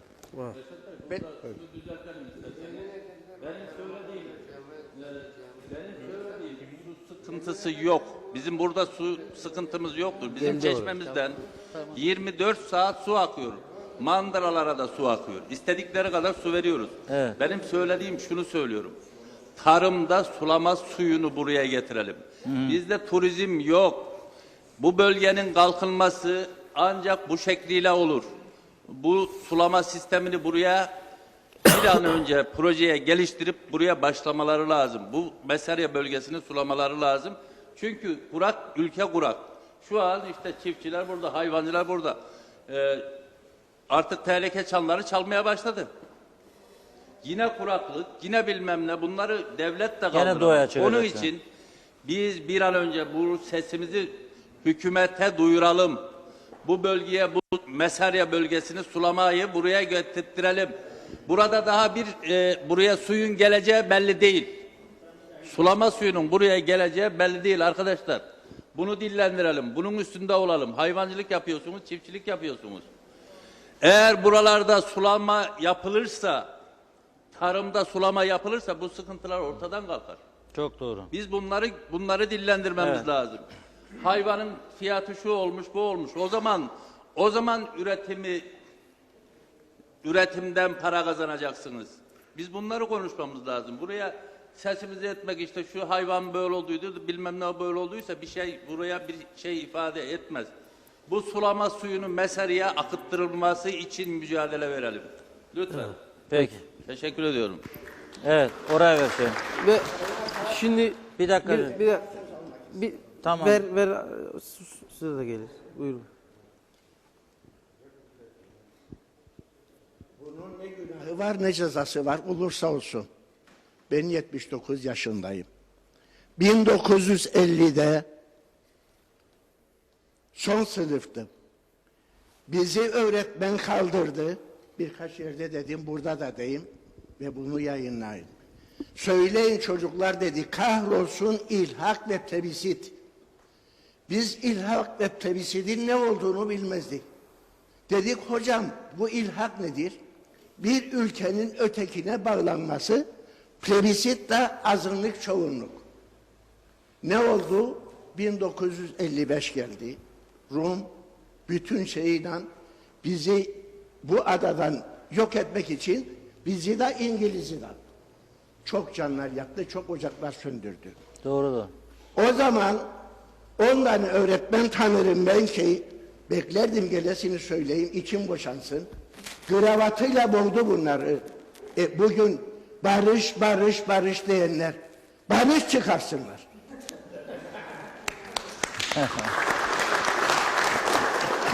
Bundan daha güzel barış olur mu? Herkes evinde. Benim boydaki, benim yaştakiler 15 sene evimizde rahat yatmadık. 1974'ten buraya bir kişinin burnu kanadı mı istisnalar kaideyi bozmaz. Değil mi? Ne oldu şimdi? Bir elcil çıktı. Hapis gidersem gideyim. Bir de Özyiğit çıktı şimdi. Nereden çıktıysa, hangi yurtbaştan çıktıysa giderler ve Rum parlamentosundan destek beklerler. Ciğerimiz yandı. Onun için söylerim, beni isterlerse hapsetsinler. Kimse hapsedemez. Demokrasi var. Etsinler. Şereftir bana. Çünkü yaşayanlardan bir tanesiyim. Yalnız ben değilim ya. Dedemizden, babamızdan bize ve torunlarımıza geçiyor. Ve bu Engosis'ten vazgeçmiş değil. 2 defa kurtulduk. Sayın Eğitim. Bir 2004'te o anasının planında, bir de şimdi hangi tarihteyiz? 2017 bizi de Anastasiades kurtardı. Bu Engosis'i çekmek için. Evet. Akel karşı çıktı. Ben daha vaktim vardır. Birazcık Toparlayın da başka çünkü zamanımız daralıyor. Beklerdim gelesiniz, toparlamam. Geldik işte. Hoş geldiniz. Sağ ol. Efendim, Evet. ne dedi? Akel, Sayın Anastasiades dedi, değildi. Zamanlaması değildi yanlış şimdi. dedi. Çıkarasın bu emosisi. İçinde tut. Teşekkür ederim. Peki. Şimdi Orası olsun. Az önce başkanımız dedi ki yollara lipitazle döktük. Bunlar da dökülmedi. Reşet Akar Bey dökülmedi. Ben istiyorum ki benim evimin önüne toprak olmasın. Lipitazdan ne döksün, havara döksün, bir şeyler döksün. Toz toprak olmasın. Benim evimin önünden arabalar geçti miydi? Çamaşırları serdiğimiz zaman hep toz toprak oluyor. Yazık günah. O kadına da yazık, çocuğa da yazık, bana da yazık. Tamam. O insanlara da yazık. peki. Farklı konular var mı gündeme getirmek isteyen? Yavaş yavaş toparlayacağız çünkü yarım saatimiz var. Buyur abi. Öncelikle Diyalog TV'ye böyle bir programı yayınladığı için teşekkür ederim. Sayın Başkanımız burada, sayın milletvekillerimiz, değerli halkımız burada, eski milletvekillerimiz burada. Hepsine de tek tek teşekkür ederim. Şimdi şöyle konular var. İnsanlar öncelikle hükümete yüklenir. Hangi hükümet olursa olsun hiçbir önemi yok. Ben 45 yaşında değilim. Yaşamadım 73'leri, 58'leri. Bu tip olaylar yaşamadık. Biz şu anda neyi yaşarık? Halk neyi görür? Gençler neyi görür? İnsanların birazcık da böyle geleceğe yatırım yapması lazım bana göre. Baktığımızda bugün mesela ne olur? Benim şu problemim var, şu derdim var. Kime yüklenin? Belediye başkanına yüklenin. Ne bileyim muhtarlara yüklenirsiniz. Seçilmiş insanlara yüklenin. Yapmayın ya bunu. Ne gerek var insanlara yüklenirsiniz? İnsanlar eğer ki bir şeyleri yapmasa zaten 4 dönem bugün bir belediye başkanı seçilmezdi. Yahut da 4 dönem boyunca milletvekili seçilmezdi. Demek ki az da olsa bir katkısı var. İnsanlar yastığa başını koyduğunda bir düşünmesi lazım. Ne için bu durumdayız? Ne için problemlerimiz var? Her şey hükümetlerdedir. İsim vermek istemiyorum. Sayılanan çok hükümetimiz var ama o hatalıdır, bu hatalıdır, ben şucuyum, ben bucuyum. Gerek yok öyle şeylere. İnsanlar yastığa başını dayadığında bir düşünmesi lazım. Ne için bu gündeyiz? Evet, hayvancıların bazı problemleri var. Hayvancılar Birliği Başkanı, o da hoş geldi, ona teşekkür ederek.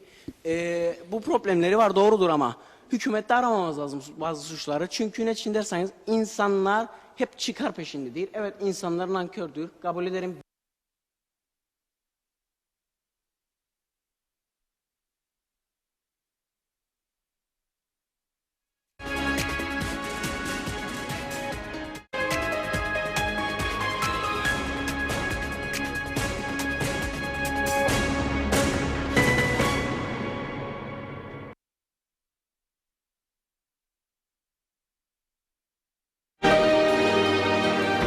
Yollarda güven, ülkede huzur istiyoruz.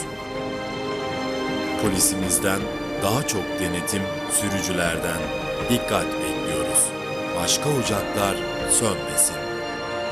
Diyalog Medya Grubu.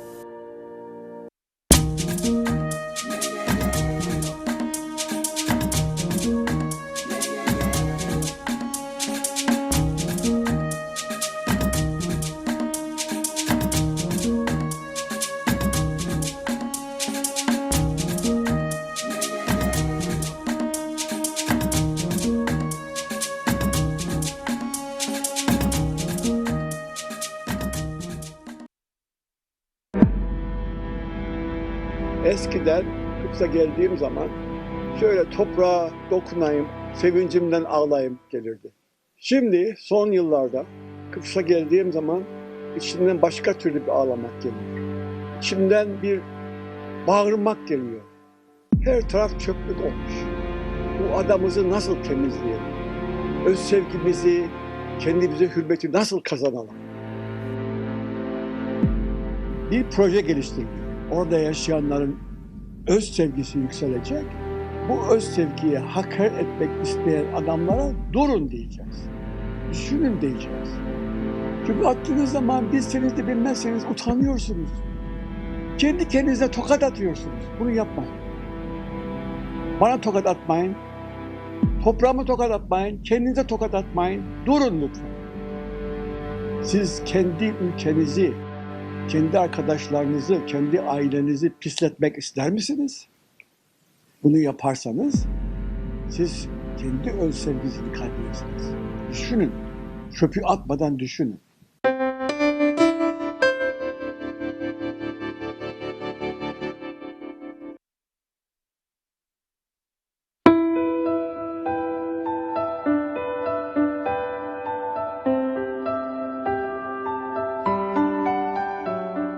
Yaşamak bu kadar zor değil. Hayatı iyi veya kötü yapan sizsiniz.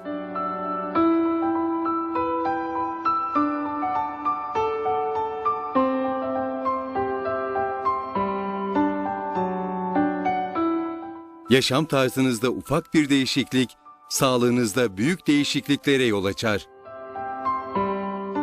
Diyabet bir yaşam biçimidir. Hayatımızı engelleyen bir ceza değil.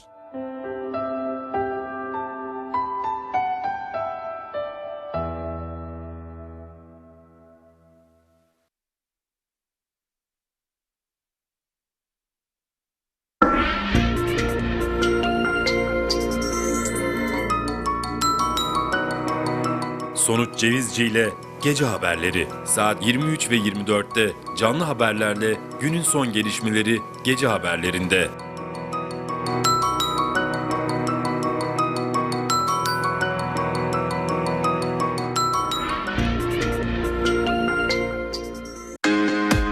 Yaptığı yayınlarıyla Kuzey Kıbrıs gündemine damgasını vuran Diyalog TV, internet yayıncılığında yeni bir çığır açıyor. Diyalog TV Facebook canlı yayın. Diyalog TV yayınları artık Facebook canlı yayında. Yapmanız gereken tek şey Diyalog TV grubunu takip etmek.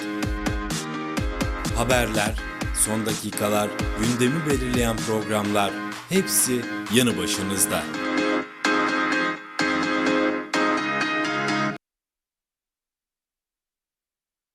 Kıbrıs'ın en büyük süpermarketi Erülkü Süpermarket'in sunduğu Halk Meclisi devam ediyor. Verecek diye daha çok bekleriz.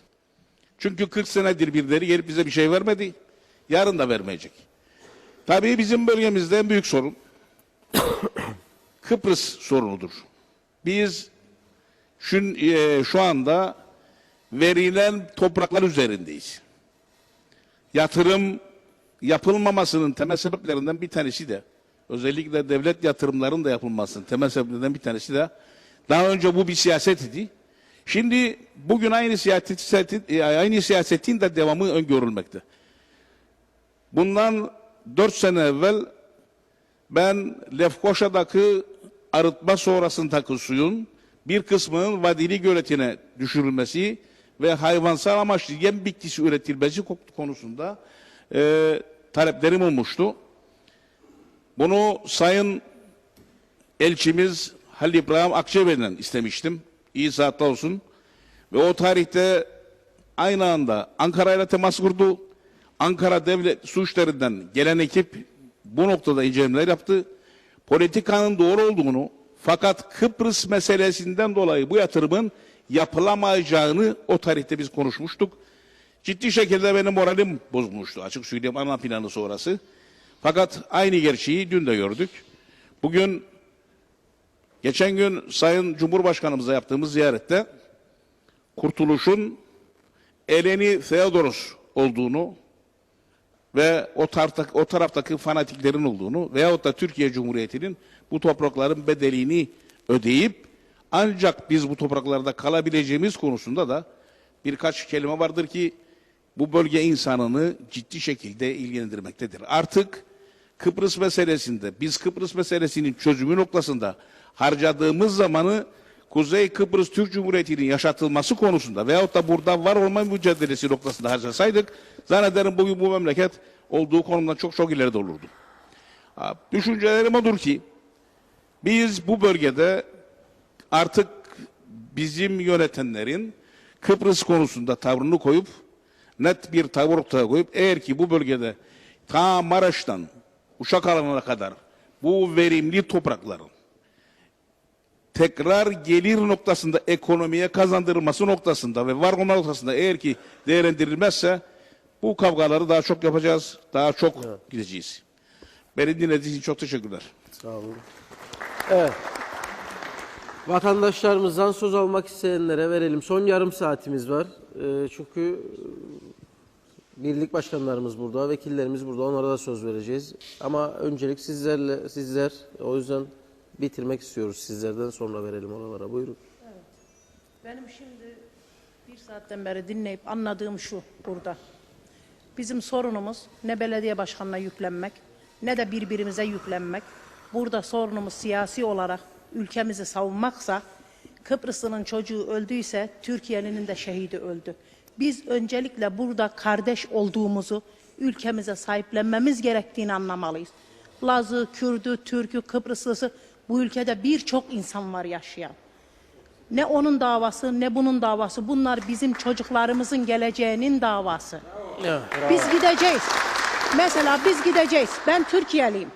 Söz gelme benim eşim Kıbrıslı. Ben gideceğim de eşim burada mı kalacak? Benim oğlum gidecek de gelinim burada mı kalacak? Bu nasıl bir şey olacak? Benim anam, babam, atalarım burada kan dökmüşse Kıbrıs'ınki dökmedi mi? Yıllar önce ben bu adaya geleli 12 sene oldu. Erdoğan amcanın bir çift sözünü hiç unutmam. Hemen şimdi aklıma geldi.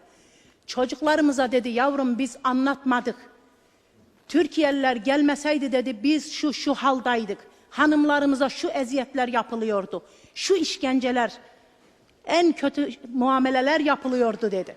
Biz bunları anlatmadığımız için Türkiye'li, Kıbrıslı ayrımı var. Önce biz birlik olacağız, biz beraber olacağız ki karşıdakine de karşı koyabilelim. Amacımız bu olması lazım.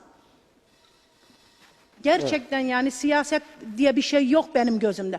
Benim gözümde kardeşlik, beraberlik bu olması gerekir. Peki. İnsanız, hepimiz insan görmeliyiz. Teşekkürler.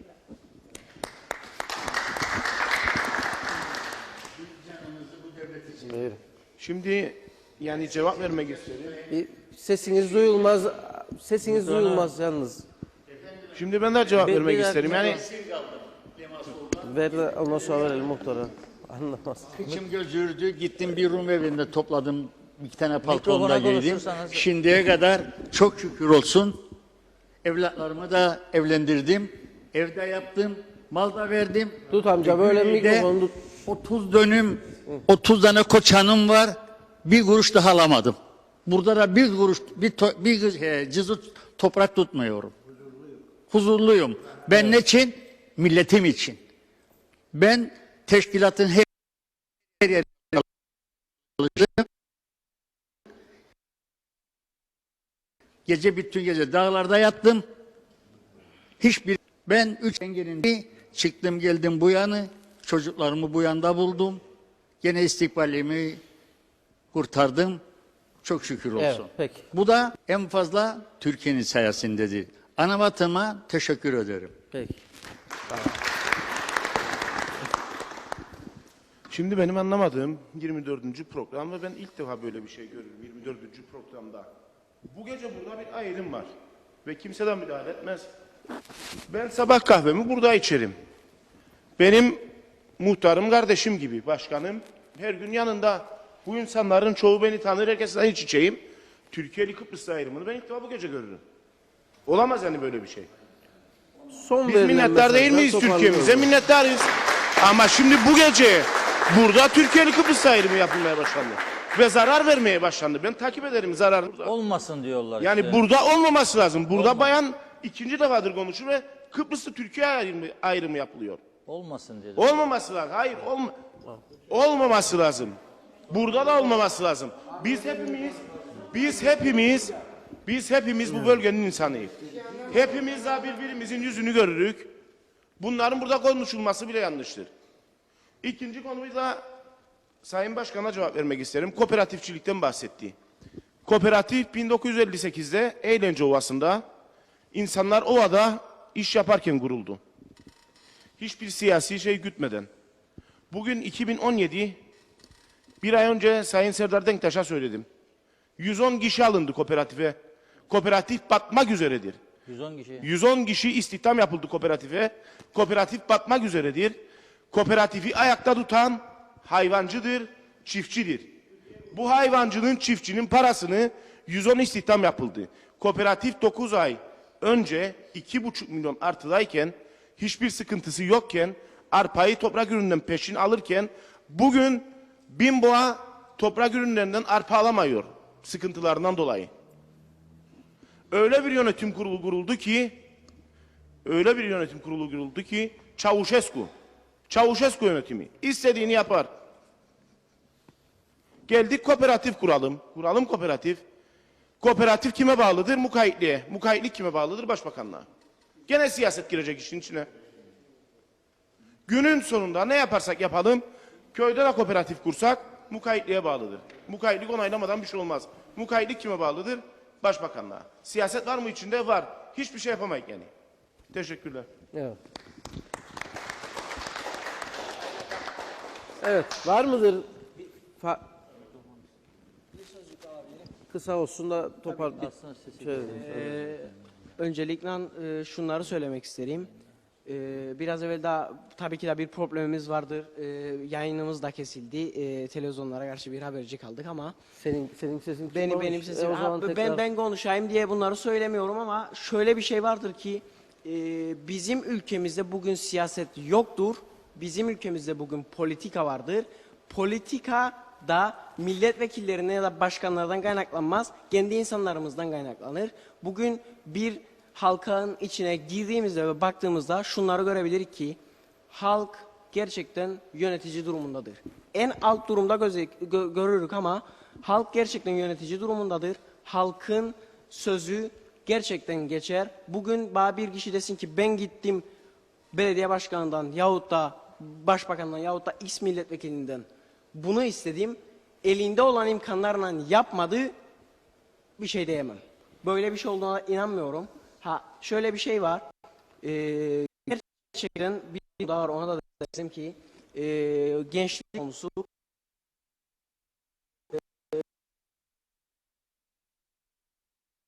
ben talebeliyim. 18 yaşında bir sene var. Bugün okulumda birçok okulda da var. Sigaraya affedersiniz, özür dilerim ama ekstra maddeler de var ve hiçbir öğretmen, bakın demiyorum milletvekili, öğretmen girip de kulağını çekip de alıp kendini götürmez, gerekli müdahaleler yapılsın. Yaşanıyor böyle şeyler. Sedat Simay'da okurum.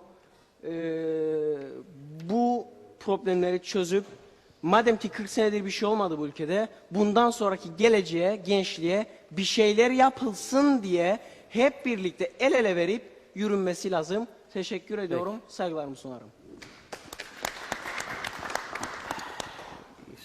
Hafif kopma oldu, onu söyleyelim o zaman. Saat Perşembe günü 9'da tekrar olacak programı, o temiz kayıt olarak yayında olacak, onu söyleyelim. Evet, var mı farklı bir konuyla ilgili söz almak isteyen ya da mevcut? Tamam, o zaman yavaş Mustafa yavaş. Bey başı saçları kaşıyor Mustafa Bey konuşarak. Bugün muhtar olarak daha çok söz verdik, onun için. Perşembe akşamı 9'da. Evet. Öncelikle herkese iyi akşamlar. Tabii ki bu akşam en arkaya oturdum. Her zaman öne otururum. Öne oturduğum zaman halkın baskısıyla başkan konuş. Ben halkın konuşmasını her zaman temenni ederim. Çünkü biz zaten konuşuyoruz. Gereken de her zaman söylüyoruz. Ve halkımızda ne kadar güzel, demokrasinin ne kadar da güzel olduğu bu ülkede, ne kadar da değişik fikirler olsa bile halkımız birbirine kızsa bile sonunda günün sonunda Adil arkadaşımın dediği gibi yani sabahleyin yine bu insanlar kafede oturup kahve içeceklerdir. O yüzden öncelikle şunu söylemek isterim. Burası Güney Mesalya'nın bir köyü, Paşaköy. Burada 20-25 tane köy, bu civarda daha da fazla köy. Hayvancılık, bir nebze de çiftçilikle uğraşmaktadılar. Tabii ki buradaki çiftçilik de hayvancılığa yönelik çiftçiliktir. Çünkü herkes daha fazla en azından kaba otunu oluştursun diye çiftçiliği yapmaktadırlar. Ve bizim ülkemizde görüyorsunuz yine yağmur bu bölgede meseleyi bulmuştur. Şu anda kuraklıkla karşı karşıyayız. Kuraklık kapıda ama Sayın Başkan'ın dediği gibi toplumsal düşünmemiz gerekir. Bireysel düşündüğümüz zaman bir yere varmayız. Su dereye akmaktadır. Fakat bu bölgede özellikle şu anda buraya gelirken birçok hayvancı beni aradı. Gecenin 8'inde lastik çekiyor tarlayı sulasın diye. Sabaha kadar lastik çekecekler. Kuyulardan sulama yapsınlar diye.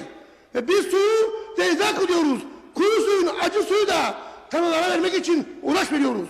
Her türlü girdi maliyetinin yüksek olduğu bu ülkede bizim bütün girdimiz döviz endeksli.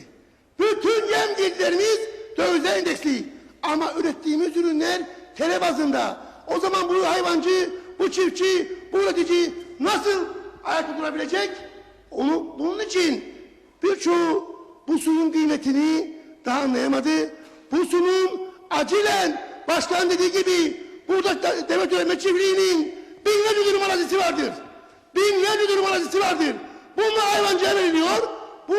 Bunları sulayarak yem bitkisi, bir yıllık, çok yıllık yem bitkisi yapabiliriz.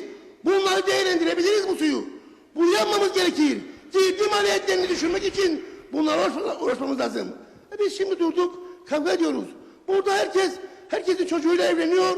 Herkes herkesin çocuğunu alıyor. Öyle bir kardeş oldu ki biz kesinlikle böyle bir konuşmalar yanlıştır. O yüzden birbirimize biz sarılmamız lazım. Sevmemiz gerekir. Demin arkadaşlar dedi ki öyle hayvanları atıyorlar dediler hayvancılık bölgelerine. Bu 15 gün sonra köylere konteyner kurulacaktır. Avrupa Birliği yaklaşık 10 tane konteyner veterinersine getirdi. Bunun yanında öyle hayvanları toplamak için araçlarla geldi. 9'unda Erdemli köyünde bir toplantı yapacağız. Özellikle belediye başkanlarını bu toplantıya davet ettim. Konteynerleri nerelere kuracağız diye. Telefon hattı oluşturacağız. Sabahın 8'inden 10.30'a kadar hayvancı bu telefon hattından veterinersini arayacak. İlgili yeri arayacak. Ve diyecek ki benim ağzımda ölü inek vardır. O konteyner, o araç gelip o hayvanı alacak. Ama küçük hayvanlar ise konteynerlere toplanacak. Yani kuzudur, danadır, oğlaktır. Bunlar burada toplanacak ve biz bundan kurtulacağız. O yüzden belediye başkanlarının buna sahip çıkması gerekir. Biz hayvancıların da bu projeye sahip çıkmamız lazım. 15 gün sonra bu hayata geçecektir. Bunun yanında şunu söylemek isterim. Özellikle şu anda bazı bölgelerde gerçekten görüyoruz. Öyle hayvanlar atılıyor ama bu belediyeler arandığı zaman bunlar alınmaktadır. Ama biz Hayvancılar Birliği olarak şunu demek istiyoruz. Bugüne kadar siyaset yapmadık.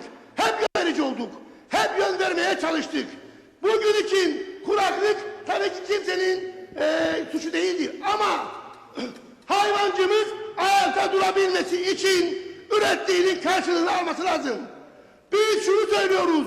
Bu ülkede asgari ücretli de, fakir fukara da herkes temel gıda maddesi, süt eti tüketebilsin.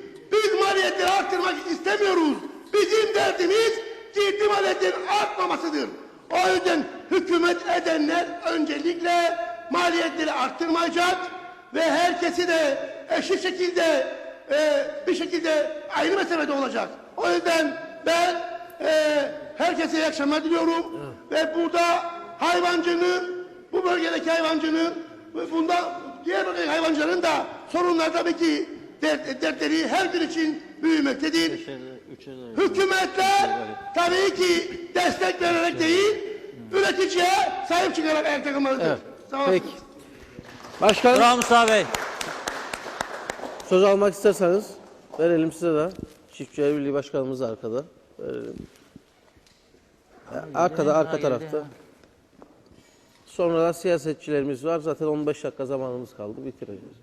Öncelikle herkese iyi akşamlar diliyorum.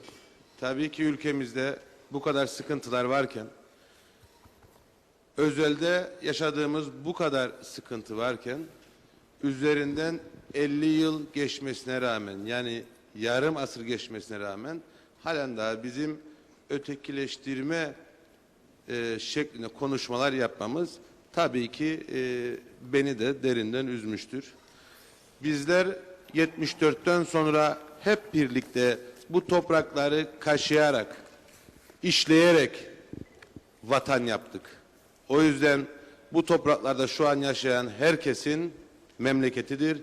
herkesin vatanıdır diye düşünüyorum. Kimsesinin kimsesine ötekileştirme yapmasının da hakkı yoktur diyorum. Herkes çalıştığı sürece bir şeylere hakim olabilir.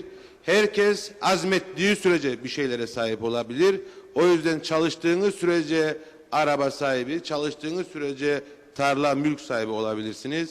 Bu tür konuşmalar bize artık bir fayda getirmeyeceği de bir aşikardır. Tabii ki bu akşam Paşaköy'ü konuşuyoruz. Özelde, genelde ise Mesarya'yı konuşuyoruz. Mesarya ülkemizin açık hava tarım fabrikasıdır. Bunu iyi değerlendiremediğimiz için tarımdaki sıkıntıları ülkemizde yaşıyoruz. Bu topraklardaki verimliliği iyi değerlendiremediğimiz için, iyi politikalar üretemediğimiz için değerlendirme noktası sıkıntı yaşıyoruz. Ve Mesarya'nın Lefkoşa'dan uzak, denizden de uzak olması istihdam bakımından da Mesarya'yı sıkıntıya sokmakta ve sadece tarım istihdamı ortaya çıkmaktadır. Burada iki belediye başkanımı da tebrik ederim. Yaptıkları işlerden dolayı. Nasıl ki biz üreticilerin üretmekte, ayakta durmakta zorlandığımız gibi kendilerinin de hiçbir katkı almadan buralarda, örneğin bu binada bile var olması ve konuşabilmemiz aslında büyük bir başarıdır. O yüzden bu akşamki tüm sıkıntılarımız aslında genel için olmalıydı.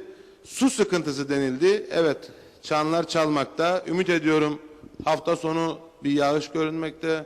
Ama mevcut suyun, akan suyun değerlendirilmesi için son 10 gündür yaptığımız girişim neticesinde her ne kadar arıtılsa bile bazı bölgelerde tohumluk açısından verilmesi için çaba sarf ettik ama bunun da yeterli olmadığı ortadadır. Bu bölgedeki istihdamı artırmak için mevcut hükümetin tarım vizyonunu geliştirmesi, tarım politikasını gözden geçirmesi gerekir.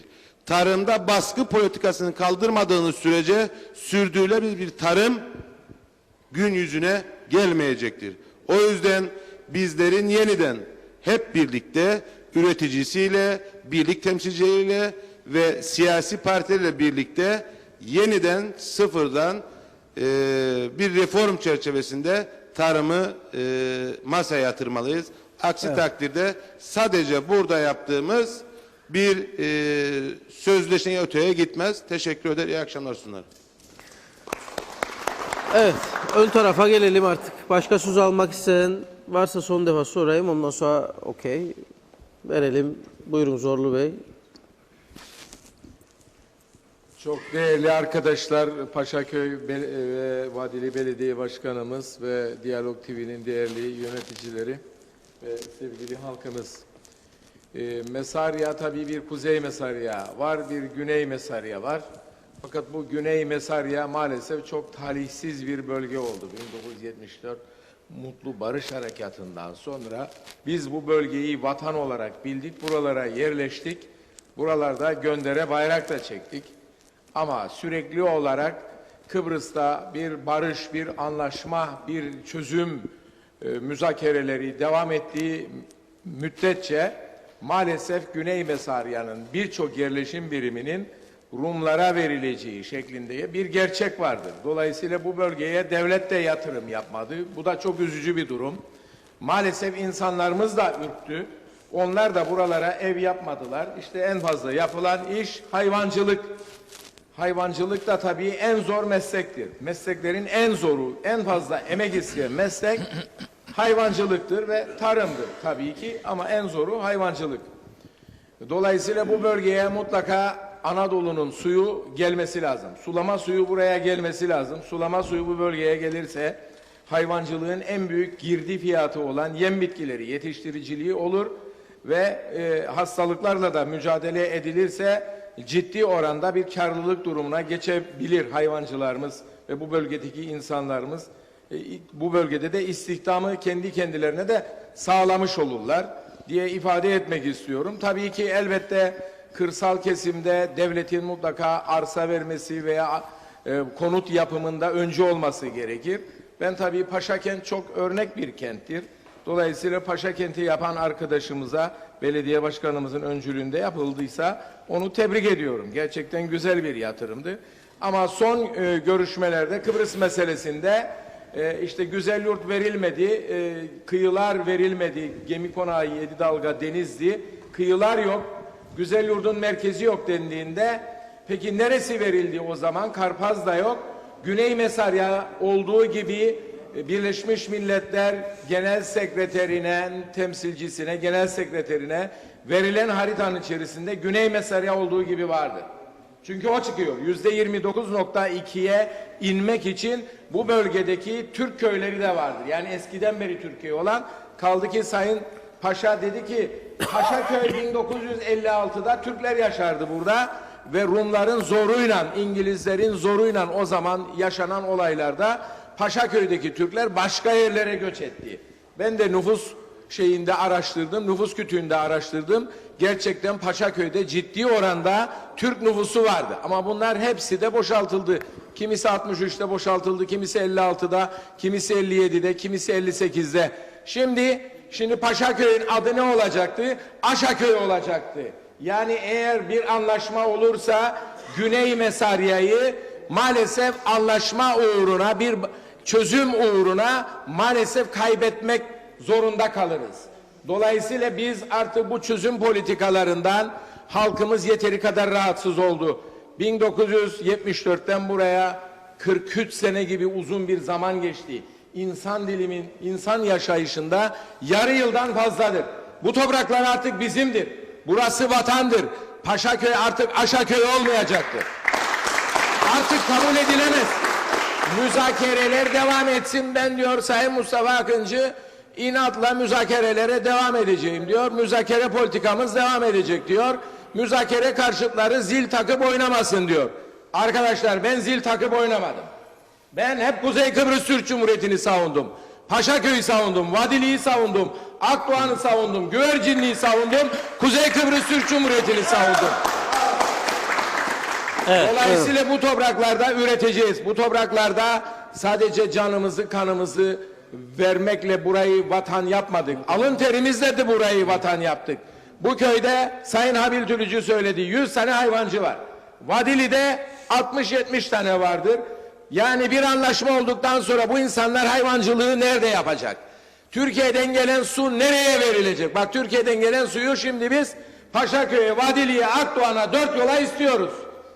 Şimdi bir anlaşma olduğu zaman ben de soruyorum. Bu Türkiye'den gelen su, Anadolu suyu, bu berrak su, bu helal su nereye gidecek? Nereye gidecek? Rumlara mı verilecek o zaman? Dolayısıyla artık çözüm politikalarıyla bu halk daha fazla artık rahatsız edilmesin.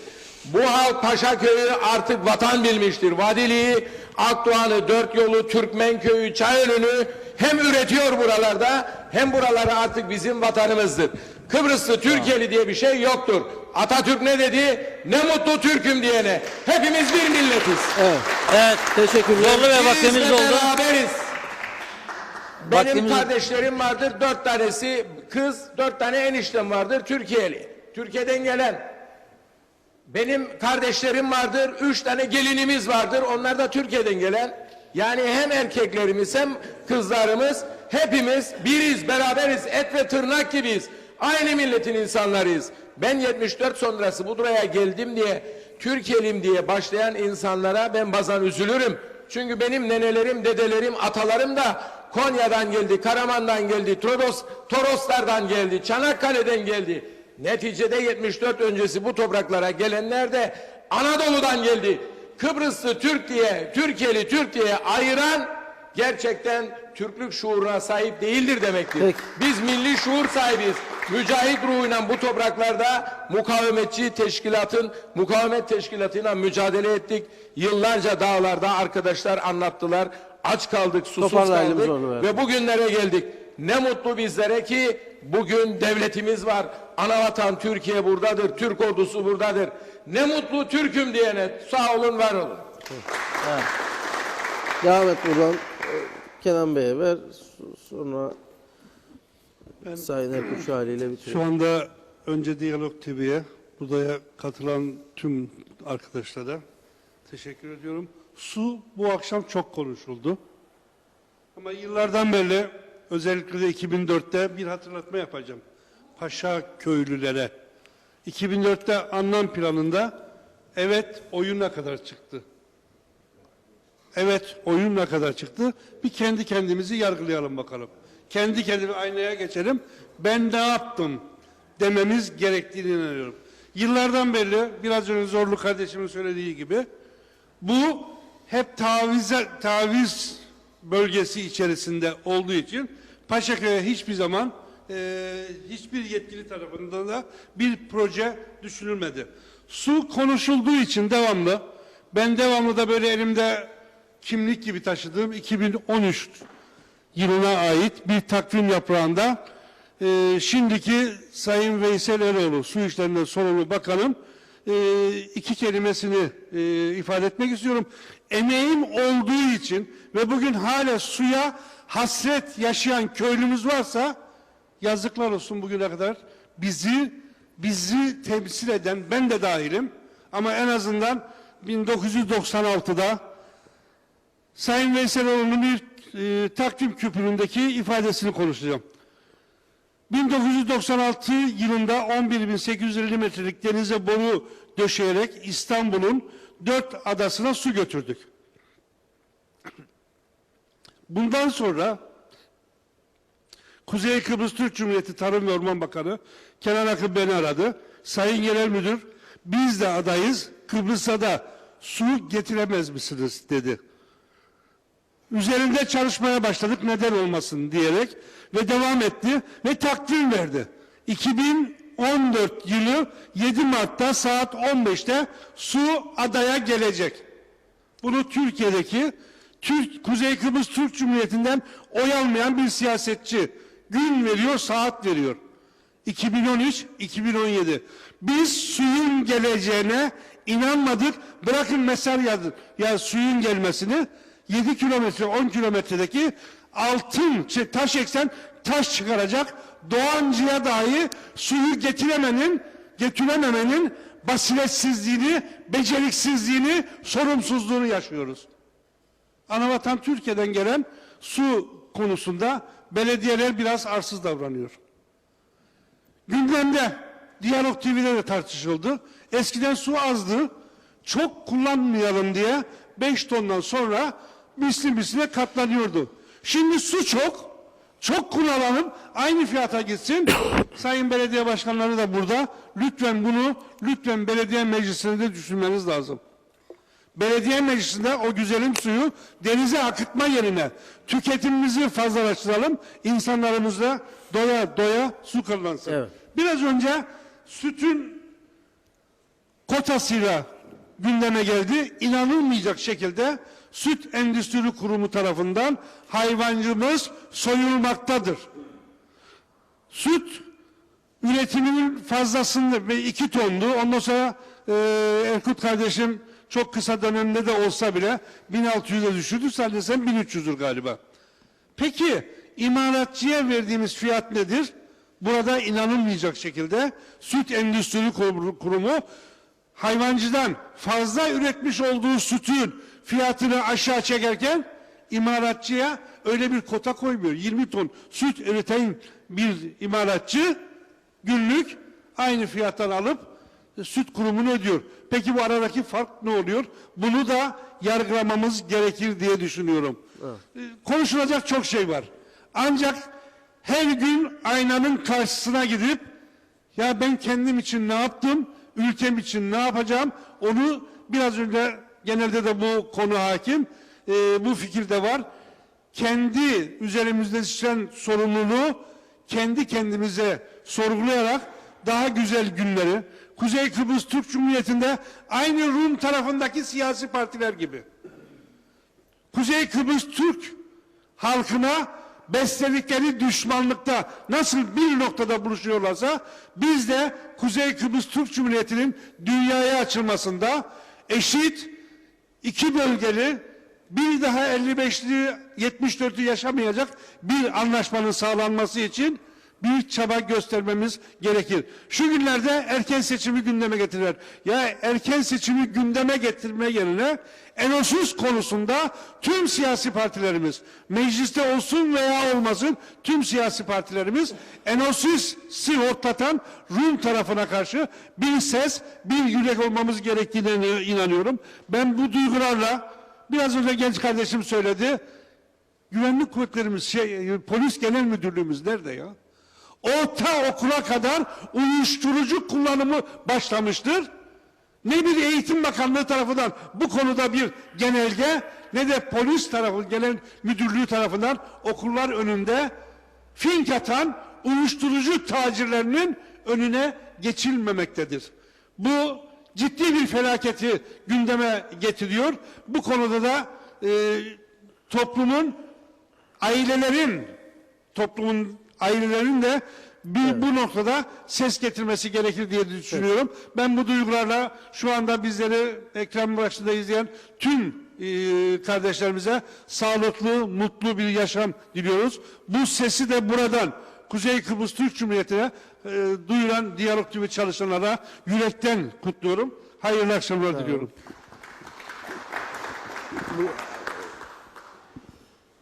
Evet, ben de öncelikle herkese iyi akşamlar diliyorum. Diyalog TV her hafta olduğu gibi gene nabzı çok isabetli bir biçimde Paşaköy'de de tuttu. Tabii bu nabız gerçekten hem siyasetçi açısından önemlidir hem de yurttaş açısından önemlidir. Yani Paşaköy'de ve civarındaki yurttaşların ne düşündüğünü Dipkarpaz'dakilerin de Yeşilırmak'takilerin de bilmesinde yarar vardır. Her ne kadar da ülke bir bütün olsa dahi bölgesel sorunlar, bölgesel hassasiyetler farklılık arz edebilir. Aynen Paşaköy bir serhat boyu, sınır boyu olması hasebiyle farklı hisseder. Örneğin bir Geçitkale'ye veya Çınarlı'ya veya Tatlısu'ya göre. Dolayısıyla bu son derece önemli. Kıbrıs sorununun çözümüyle ilgili harcanan çaba ne bugünün çabasıdır ne dünün çabasıdır. Ta 1955'lere hatta 1930'lardan itibaren yükselen bir dalga şeklinde devam eden bir çabadır. Özünde ne vardır? Özünde barış vardır. Bugün çatışma olmaması olmayacağı anlamına gelmiyor. Dolayısıyla mevcut düzenin tüm dünyanın tanıdığı bir biçimde tanımlanması ve ona göre kalıcı hal almasının yolu bir çözüm anlaşmasından geçer. Sayın Akın isabetle tespitini yaptı, ben de katılıyorum. Bugünden yarına giderken güvence altında olabilmemiz, Türkiye ile birlikte, dünya ile birlikte hareket halinde olabilmemizin koşulu şu an devam eden çözüm araçlarında bir anlaşmaya ulaşmaktır. Anlaşmaya ulaşmamış olmanın bir diğer anlamı çatışma ihtimalinin, bugünkü huzurdan geriye düşme ihtimalinin her zaman için varlığıdır.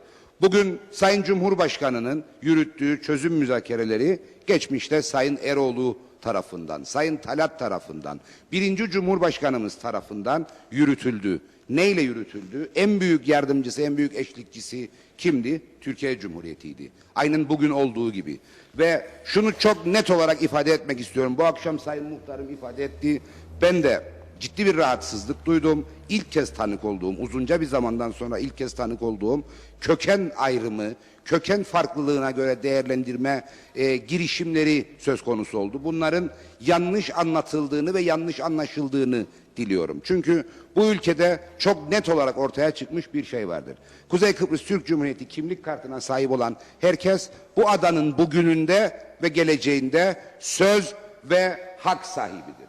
Bu net olarak anlaşılmalıdır ki nitekim Sayın Cumhurbaşkanı bunu müzakere masasında da muhataplarına kabul ettirmiş bulunmaktadır. Ancak çözüme ulaşmadığımız halde dahi bizler bu ülkenin yurttaşları olarak hem bugün hem yarın bu ülkede söz ve hak sahibi olacağız. O nedenle doğduğu yer neresi isterse olsun herkes bu ülkenin evladıdır.